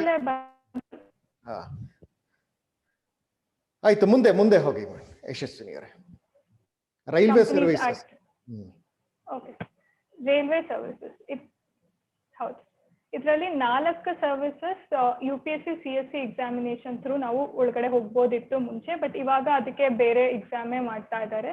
ಅದು ನಾನು ಒಂದು ಚಿಕ್ಕದಾಗಿ ಇದ್ರ ಬಗ್ಗೆ ಪರಿಚಯ ಕೊಡ್ತೀನಿ. ಮೊದಲನೇದಾಗಿ ಇಂಡಿಯನ್ ರೈಲ್ವೆ ಟ್ರಾಫಿಕ್ ಸರ್ವಿಸ್ ಅಂತ ಹೇಳಿ. ಟ್ರಾಫಿಕ್ ಅನ್ನೋ ನೇಮೇ ನಮ್ಗೆ ಹೇಳುತ್ತೆ, ಅದು ರೈಲ್ವೆ ಟ್ರಾಫಿಕ್ ಅನ್ನ ಮ್ಯಾನೇಜ್ ಮಾಡುತ್ತೆ. ಎಷ್ಟು ಫ್ರೀಕ್ವೆನ್ಸಿಯಲ್ಲಿ ಟ್ರೈನ್ಸ್ ಹೋಗ್ಬೇಕು, ಯಾವ್ದಾದ್ಮೇಲೆ ಯಾವ್ದು ಹೋಗ್ಬೇಕು, ಅಲ್ಲೇನು ಆಪರೇಷನ್ಸ್ ಹೇಗೆ ಮಾಡ್ಕೋಬೇಕು, ಇದನ್ನೆಲ್ಲ ಮ್ಯಾನೇಜ್ ಮಾಡೋದು ರೈಲ್ವೆ ಟ್ರಾಫಿಕ್ ಸರ್ವಿಸ್. ಇದು ಆಕ್ಚುಲಿ ರೈಲ್ವೇಸ್ ಅಲ್ಲಿ one of the important service ಅಂತ ಹೇಳ್ಬಿಟ್ಟು ಕನ್ಸಿಡರ್ ಆಗ್ತಾ ಇತ್ತು ಇಷ್ಟು ದಿನ. ಸೊ ಇದು ಮೇನ್ ಸರ್ವಿಸ್. ಅದಾದ್ಮೇಲೆ ಬಂದು ಇಂಡಿಯನ್ ರೈಲ್ವೆ ಪರ್ಸನಲ್ ಸರ್ವಿಸ್ ಅಂತ ಇದೆ ಸರ್. ಇದು ಒಂದೇ ಒಂದು ಸರ್ವಿಸು ಎಲ್ಲಿ ನಾವು HRD ಹ್ಯೂಮನ್ ರಿಸೋರ್ಸ್ ಡೆವಲಪ್ಮೆಂಟ್ ಅಂತ ಏನ್ ಕರಿತೀವಿ, ಕಾರ್ಪೊರೇಟ್ ಸೆಕ್ಟರ್ ಅಲ್ಲಿರೋರಿಗೆ ಇದ್ರ ಬಗ್ಗೆ ಚೆನ್ನಾಗಿ ತಿಳಿದಿರುತ್ತೆ. ಹ್ಯೂಮನ್ ರಿಸೋರ್ಸ್ ಡೆವಲಪ್ಮೆಂಟ್ಗೋಸ್ಕರ ವರ್ಕ್ ಮಾಡೋಕ್ಕೆ ಸ್ಪೆಸಿಫಿಕಲಿ ತೆಗೆದಿಟ್ಟಿರುವಂತ service Indian railway personnel service. ಈ ತರ ಪರ್ಸನಲ್ ಮ್ಯಾನೇಜ್ಮೆಂಟ್ಗೆ ಬೇರೆ ಎಲ್ಲೂ ಕೂಡ ಸರ್ವಿಸ್ ಇಲ್ಲ. ಬಟ್ ರೈಲ್ವೆ ಒಂದು ತುಂಬಾ ದೊಡ್ಡ ಎಂಪ್ಲಾಯ್ಮೆಂಟ್ ಕ್ರಿಯೇಟಿಂಗ್ ಸೆಕ್ಟರ್ ಆಗಿರೋದ್ರಿಂದ ಅಷ್ಟೊಂದು ಜನನ ಮ್ಯಾನೇಜ್ ಮಾಡ್ಬೇಕು ಅಂತಂದ್ರೆ ಒಂದು ಪರ್ಟಿಕ್ಯುಲರ್ ಸರ್ವಿಸ್ ನೆಸೆಸರಿ ಇತ್ತು, ಅದಕ್ಕೋಸ್ಕರ ಇದನ್ನ ಕ್ರಿಯೇಟ್ ಮಾಡಿರ್ತಕ್ಕಂಥದ್ದು. ಅದಾದ್ಮೇಲೆ ಬಂದು Indian railway protection force railway property ಏನಿರುತ್ತೆ, ರೈಲ್ವೆ ಸ್ಟೇಷನ್ ಆಗ್ಲಿ, ಟ್ರ್ಯಾಕ್ಸ್ ಆಗ್ಲಿ, ಅದು ಬಿಟ್ಟು ಇನ್ನೇನು ಪ್ರಾಪರ್ಟೀಸ್ ನ ರೈಲ್ವೆ ಡಿಪಾರ್ಟ್ಮೆಂಟ್ ಕೆಳಗಡೆ ಇರುತ್ತೆ, ಅದನ್ನೆಲ್ಲ ಪ್ರೊಟೆಕ್ಟ್ ಮಾಡಿ ಮ್ಯಾನೇಜ್ ಮಾಡುವಂತ ರೆಸ್ಪಾನ್ಸಿಬಿಲಿಟಿ ಇವ್ರಿಗಿರುತ್ತೆ. ಅಲ್ಲಿ ಏನು ಅವ್ಯವಸ್ಥೆ ಆಗದೆ ಇರೋ ತರ ನೋಡ್ಕೊಳ್ಳೋದಕ್ಕೆ ಇದು ಒಂದು ಪ್ಯಾರಾಮಿಲಿಟರಿ ಫೋರ್ಸ್ ಆಗಿ ಆಕ್ಟ್ ಆಗ್ತಾ ಇರುತ್ತೆ ಸರ್. ಅದಾದ್ಮೇಲೆ ಬಂದು ರೈಲ್ವೆ ಅಕೌಂಟ್ ಸರ್ವಿಸ್. ಇದು same civil defence PNT finance and account service ಯಾವ ತರ ಇತ್ತು ಅದೇ ತರ ರೈಲ್ವೆ ಡಿಪಾರ್ಟ್ಮೆಂಟ್ಗೆ ಸೀಮಿತವಾಗಿರ್ತಕ್ಕಂಥ ಒಂದು ರೈಲ್ವೆ ಅಕೌಂಟ್ ಸರ್ವಿಸ್ ಆಗಿರುತ್ತೆ. ಫೈನಾನ್ಷಿಯಲ್ ಅಕೌಂಟಿಂಗ್ ಫಂಕ್ಷನ್ಸ್ ರೈಲ್ವೇಸ್ಗೆ ಮಾಡುತ್ತೆ ಇದು 4 ರೀತಿಯಾದಂತ ಇದನ್ನೆಲ್ಲದನ್ನು ಮರ್ಜ್ ಮಾಡಿದ್ದಾರೆ. ಅದೇ ರೈಲ್ವೆ ಸರ್ವಿಸ್ ಸಪರೇಟ್ ಆಗಿ ಪರೀಕ್ಷೆ ಮಾಡ್ತೀವಿ ಅಂತ ಹೇಳಿದ್ದಾರೆ ಅಂತ ಹೇಳ್ತಿದ್ದೀರಲ್ವಾ? ಹೌದು. ಇಲ್ಲಿ ಇತ್ತೀಚೆಗೆ ನಾವು ಕೇಳ್ಪಡ್ತಾ ಇರೋದು ರೈಲ್ವೇಸ್ ಪ್ರೈವೇಟೈಸ್ ಮಾಡ್ತಿದೀವಿ, ಆ ಪ್ರೈವೇಟೈಸ್ ಮಾಡ್ತಾರೆ ಅಂತಾನು ನಾವು ಕೇಳ್ಪಡ್ತಾ ಇದ್ದೀವಿ. ಸೊ ಇದಕ್ಕೆ ಸೆಲೆಕ್ಟ್ ಆದಂಥವ್ರು ಅದು ಹೇಗೆ ಏನು ಅಂತಾನು I think government will take the decision ಅದ್ರ ಬಗ್ಗೆ ಎಲ್ಲ. But people can dream of these jobs also. ಇನ್ನ ಕ್ಲಾರಿಟಿ ಡೆಫಿನೆಟ್ಲಿ ಸರ್. ಆಮೇಲೆ ಈ ರೈಲ್ವೇಸ್ಗೆ ಅದಕ್ಕೆ ಬರೀ ಟೆಕ್ನಿಕಲ್ ಪೀಪಲ್ ಅಂತ ಅವ್ರುಗಳೇ ಅಪ್ಲೈ ಮಾಡ್ಬೇಕಾ ಅಥವಾ ಎನಿ ಒನ್ ಕ್ಯಾನ್ ಮಾಡ್ಬೋದಾ? ರೈಲ್ವೆ ಟ್ರಾಫಿಕ್ ಕಂಟ್ರೋಲ್ ಆಗ್ಬೋದು, ಪ್ರೊಟೆಕ್ಷನ್ ಸಂಬಂಧಪಟ್ಟಂತದ್ದು ಆಗ್ಬೋದು. ಸರ್ ಇದು ಸಿವಿಲ್ ಸರ್ವಿಸಸ್ ಎಕ್ಸಾಮಿನೇಷನ್ ಅಲ್ಲಿ ಇದ್ದಿದ್ರಿಂದ ಮುಂಚೆ ಆತರ ಏನು ಕ್ರೈಟೀರಿಯಾ ಇಲ್ಲ. ಇವಾಗ ಹೊಸದಾಗಿ ಅವರು ಎಕ್ಸಾಮ್ ಮಾಡಬೇಕು ಅಂತ ಡಿಸೈಡ್ ಮಾಡಿರೋದ್ರಿಂದ ಅದಕ್ಕೆ ಮುಂದಿನ ಮಾಹಿತಿಯನ್ನ ನಾವು ಕಾದು ನೋಡ್ಬೇಕು, ಏನು ಕ್ರೈಟೀರಿಯಾ ಅವ್ರು ಏನಾದ್ರು ಹೇಳ್ತಾರೆ. Exactly. So last group B ಪೋಸ್ಟ್ಗಳು ಇನ್ನು ಉಳಿದಿರೋಂಥದ್ದು. ಇಲ್ಲಿಗೆ ಗ್ರೂಪ್ ಎ ಪೋಸ್ಟ್ಗಳು ಮುಗೀತು. ಸೊ ಗ್ರೂಪ್ ಎ ಪೋಸ್ಟ್ಗಳಲ್ಲಿ ಎಲ್ಲವನ್ನು ನಾವು ಒಂದು ಕೂಲಂಕುಷವಾಗಿ ಈಗ ನಾವು ನೋಡಿದ್ದೇವೆ, ಅದು ಏನು, ಅದ್ರ ಜವಾಬ್ದಾರಿ ಏನು ಅಂತ ಹೇಳಿ. ಈಗ ಗ್ರೂಪ್ ಬಿ ಪೋಸ್ಟ್ ಕೆಲವೊಂದಿದೆ. ಆ ಗ್ರೂಪ್ ಬಿ ಪೋಸ್ಟ್ಗಳ ಬಗ್ಗೆ ಈಗ ಮಾಹಿತಿ ತಗೊಳ್ಳೋಣ. ಯಶಸ್ವಿನಿ ಅವರ ಹತ್ರ 71st rank civil service exam 2019. Yashaswini ಅವರು. ಗ್ರೂಪ್ ಬಿ ಸರ್ವಿಸಸ್ ಅಲ್ಲಿ 5 ಸರ್ವಿಸ್ ಇದೆ ಸರ್. ಮೊದಲನೇದಾಗಿ ಬಂದು armed forces head quarters civil services ಅಂತ. ಇವ್ರು ಏನ್ ಮಾಡ್ತಾರೆ ಅಂತಂದ್ರೆ ಆರ್ಮ್ ಫೋರ್ಸಸ್ ಹೆಡ್ ಕ್ವಾರ್ಟರ್ಸ್ ಎಲ್ಲೆಲ್ಲಿ ಇರುತ್ತೆ, ಯೂಶಲಿ ಡೆಲ್ಲಿಯಲ್ಲಿ ಇರುತ್ತೆ ಹೆಡ್ ಕ್ವಾರ್ಟರ್ಸ್. ಅದಕ್ಕೆ ಇವರು ಸಿವಿಲಿಯನ್ ಸ್ಟಾಫ್ ನ ಪ್ರೊವೈಡ್ ಮಾಡ್ತಾರೆ. ಏನು ಸಿವಿಲಿಯನ್ ವರ್ಕ್ ಇರುತ್ತೆ, ಫೈಲ್ ಮ್ಯಾನೇಜ್ಮೆಂಟ್ ಆಗ್ಬೋದು, ಯಾವ್ದಾದ್ರು ಕೇಸ್ ಡಿಸ್ಪೋಸಲ್ ಮಾಡೋದಾಗ್ಬೋದು, ಇಲ್ಲ ಕ್ಲರಿಕಲ್ ಜಾಬ್ ಆಗ್ಬೋದು, ಇಲ್ಲ ಸೆಕ್ರೆಟರಿಯಲ್ ಜಾಬ್ ಆಗ್ಬೋದು, ಇದು ಎಲ್ಲದನ್ನು ಕೂಡ ಪ್ರೊವೈಡ್ ಮಾಡ್ತಕ್ಕಂಥದ್ದು ಈ ಸಿವಿಲ್ ಸರ್ವಿಸ್ ಅವರು. ಇದನ್ನ ಗ್ರೂಪ್ ಬಿ ಅಂತ ಹೇಳ್ಬಿಟ್ಟು ಕನ್ಸಿಡರ್ ಮಾಡಿದ್ದಾರೆ. ಇದು ಮಿನಿಸ್ಟ್ರಿ ಆಫ್ ಡಿಫೆನ್ಸ್ ಕೆಳಗಡೆನೆ ಬರುತ್ತೆ. ಆಮೇಲೆ ಹೈಯೆಸ್ಟ್ ಪೊಸಿಷನ್ ನಾವು principal director of arm forces head quarter civil services ತನಕ ಹೋಗಬಹುದು. ಇವರು ಗ್ರೂಪ್ ಬಿ ಗೆ ಸರ್ವಿಸ್ ಸೇರಿದಂತವ್ರು ಮುಂದೆ ಗ್ರೂಪ್ ಎ ಬರ್ಬೋದಾ? ಸರ್ ಈ ಸರ್ವಿಸ್ ಬಗ್ಗೆ ನನಗೆ ಸ್ವಲ್ಪ ಐಡಿಯಾ ಇಲ್ಲ ಸರ್, ಬಟ್ ಇರೋ 4 ಸರ್ವಿಸ್ ಅಲ್ಲಿ ಗ್ರೂಪ್ ಎ ಗೆ ಬರ್ಬೋದು ಸರ್. ಬರ್ಬೋದಾಗಿತ್ತು. ಅಂದ್ರೆ ಇಂಟರ್ನಲ್ ಪ್ರಮೋಷನ್ಸ್ ಕೆಲವೊಂದು ವರ್ಷಗಳಾದ ನಂತರ ಅಥವಾ ಏನೋ ಒಂದು ವ್ಯವಸ್ಥೆ ಇರುತ್ತೆ ಅಲ್ಲಿ ಅಂತ. ನೆಕ್ಸ್ಟ್. ಹೌದು. ನೆಕ್ಸ್ಟ್ ಬಂದು ಡ್ಯಾನಿಕ್ಸ್ ಅಂಡ್ ಡ್ಯಾನಿಬ್ಸ್ ಅಂತ ಹೇಳ್ಬಿಟ್ಟು, ಇದು ಡೆಲ್ಲಿ, ಅಂಡಮಾನ್ ನಿಕೋಬಾರ್, ಲಕ್ಷದ್ವೀಪ್, ದಾದ್ರಾ ನಗರ್ ಹವೇಲಿ, ದಮನ್ ಅಂಡ್ ದಿಯು ಅವ್ರದ್ದು civil services and police services ಎರಡು ಸೆಪರೇಟ್ ಆಗಿದೆ. ಒಂದು ಸಿವಿಲ್ ಸರ್ವಿಸಸ್, ಒಂದು ಪೊಲೀಸ್ ಸರ್ವಿಸಸ್. ಅಂದ್ರೆ ಪುಡುಚೇರಿ ಮತ್ತೆ ಚಂಡೀಗಢನ ಬಿಟ್ಟು ಉಳಿದಿರೋ ಎಲ್ಲ ಯೂನಿಯನ್ ಟೆರಿಟರೀಸ್ಗೋಸ್ಕರ ಇರ್ತಕ್ಕಂಥ civil services and police services. Similar to Karnataka ಇಲ್ಲ ಮಹಾರಾಷ್ಟ್ರ ಇಲ್ಲ ತಮಿಳ್ನಾಡು, ಕೇರಳ ಅದು ಸ್ಟೇಟ್ಸ್ ಅದು KS KPS ಎಕ್ಸಾಮ್ ಮಾಡ್ತಾರಲ್ಲ, ಅದೇ ತರನೇ ಇರುತ್ತೆ. ಇದು ಯೂನಿಯನ್ ಟೆರಿಟರಿ ಆಗಿರೋದ್ರಿಂದ ಕೇಂದ್ರ ಸರ್ಕಾರ ನಡೆಸಬೇಕು. ಸೊ ಈ ಸರ್ವಿಸಸ್ ನ UPSC CSE ಕೆಳಗಡೆನೆ ತಂದಿದ್ದಾರೆ. ನನಗೆ ಇಲ್ಲಿ ಒಂದು ಸಣ್ಣ ಪ್ರಶ್ನೆ ಇದೆ. 13-14 ವರ್ಷ ಸರ್ವಿಸ್ ಆದ್ಮೇಲೆ ಒಂದು ಸಣ್ಣ ಪ್ರಶ್ನೆ, 13 ವರ್ಷಗಳಾದ್ಮೇಲೆ ಇವರು IAS IPS ಗೆ ಪ್ರಮೋಟ್ ಆಗ್ಬೋದು ಅಂತ ಇದೆ.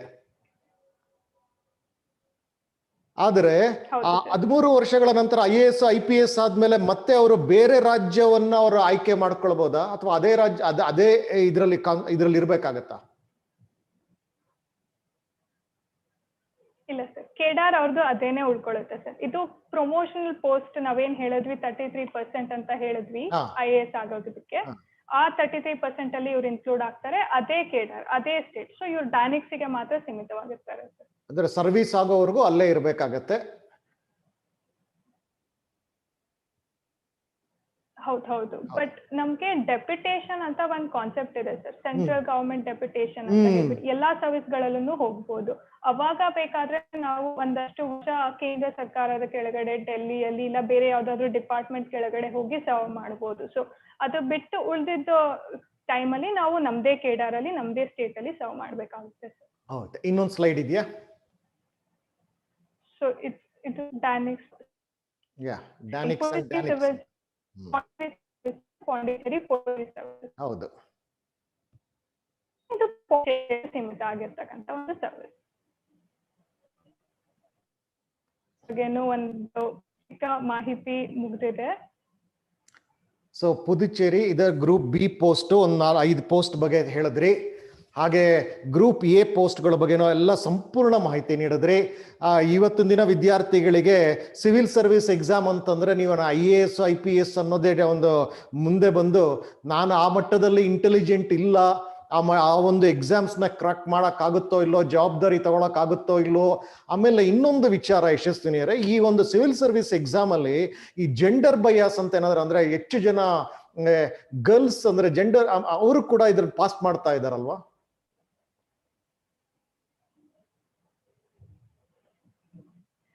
ಜೆಂಡರ್ಸ್ ಅಂತ ಏನೂ ಇಲ್ಲ ಸರ್. ನಮ್ಗೆ ಕೇಪಬಿಲಿಟೀಸ್ ಇದ್ದು ನಾವು ಆ ಮಾರ್ಕ್ಸ್ ನ ಆದ್ರೆ ನಾವು ಅಲ್ಲಿಗೆ ಈ ಎಕ್ಸಾಮ್ ನ ಕ್ಲಿಯರ್ ಮಾಡ್ಬೋದು ಸರ್. ಇದರಲ್ಲಿ ಎಕ್ಸಾಮಿನೇಷನ್ ಜೆಂಡರ್ ಬಯಾಸ್ ಇಲ್ಲ, ಬಟ್ ಆಕ್ಚುಲಿ UPSC ವಿಮೆನ್ ನ ಸಪೋರ್ಟ್ ಮಾಡೋದಕ್ಕೋಸ್ಕರ ಫೀಸ್ ಅಂತ ಕಟ್ಟಬೇಕಿರುತ್ತೆ. ನಾವು ಎಕ್ಸಾಮ್ ಕಟ್ಟುವಾಗ ಅದನ್ನ ಏನು ಕಟ್ಟಿಸ್ಕೊಳಲ್ಲ. ವಿಮೆನ್ ಅವರು ತುಂಬಾ ಜನ ಬಂದು ಈ ತರ ಸರ್ವಿಸಸ್ ನ ತಗೊಳ್ಳಿ ಅಂತ ಹೇಳ್ಬಿಟ್ಟು. So it's promoting women participation more and more. So biasing ಅಂತ ಏನು ಇಲ್ಲ ಸರ್. ಬಯಾಸ್ ಅಂತಾನೂ ಇಲ್ಲ. ಈಕ್ವಲ್ ಆಗೇನೆ ಕಾಂಪಿಟೆನ್ಸ್ ಇದ್ರೆ ಅವ್ರು ಈಕ್ವಲ್ ಆಗೇನೆ ಕಾಂಪೀಟ್ ಮಾಡಿ. ಸೊ ನೀವ್ ಹೇಳಿದಂತ ಎಲ್ಲಾ ಪೋಸ್ಟ್ ಗಳಲ್ಲೂ ವಿಮೆನ್ಸ್ ಕೂಡ ಬರಬಹುದು.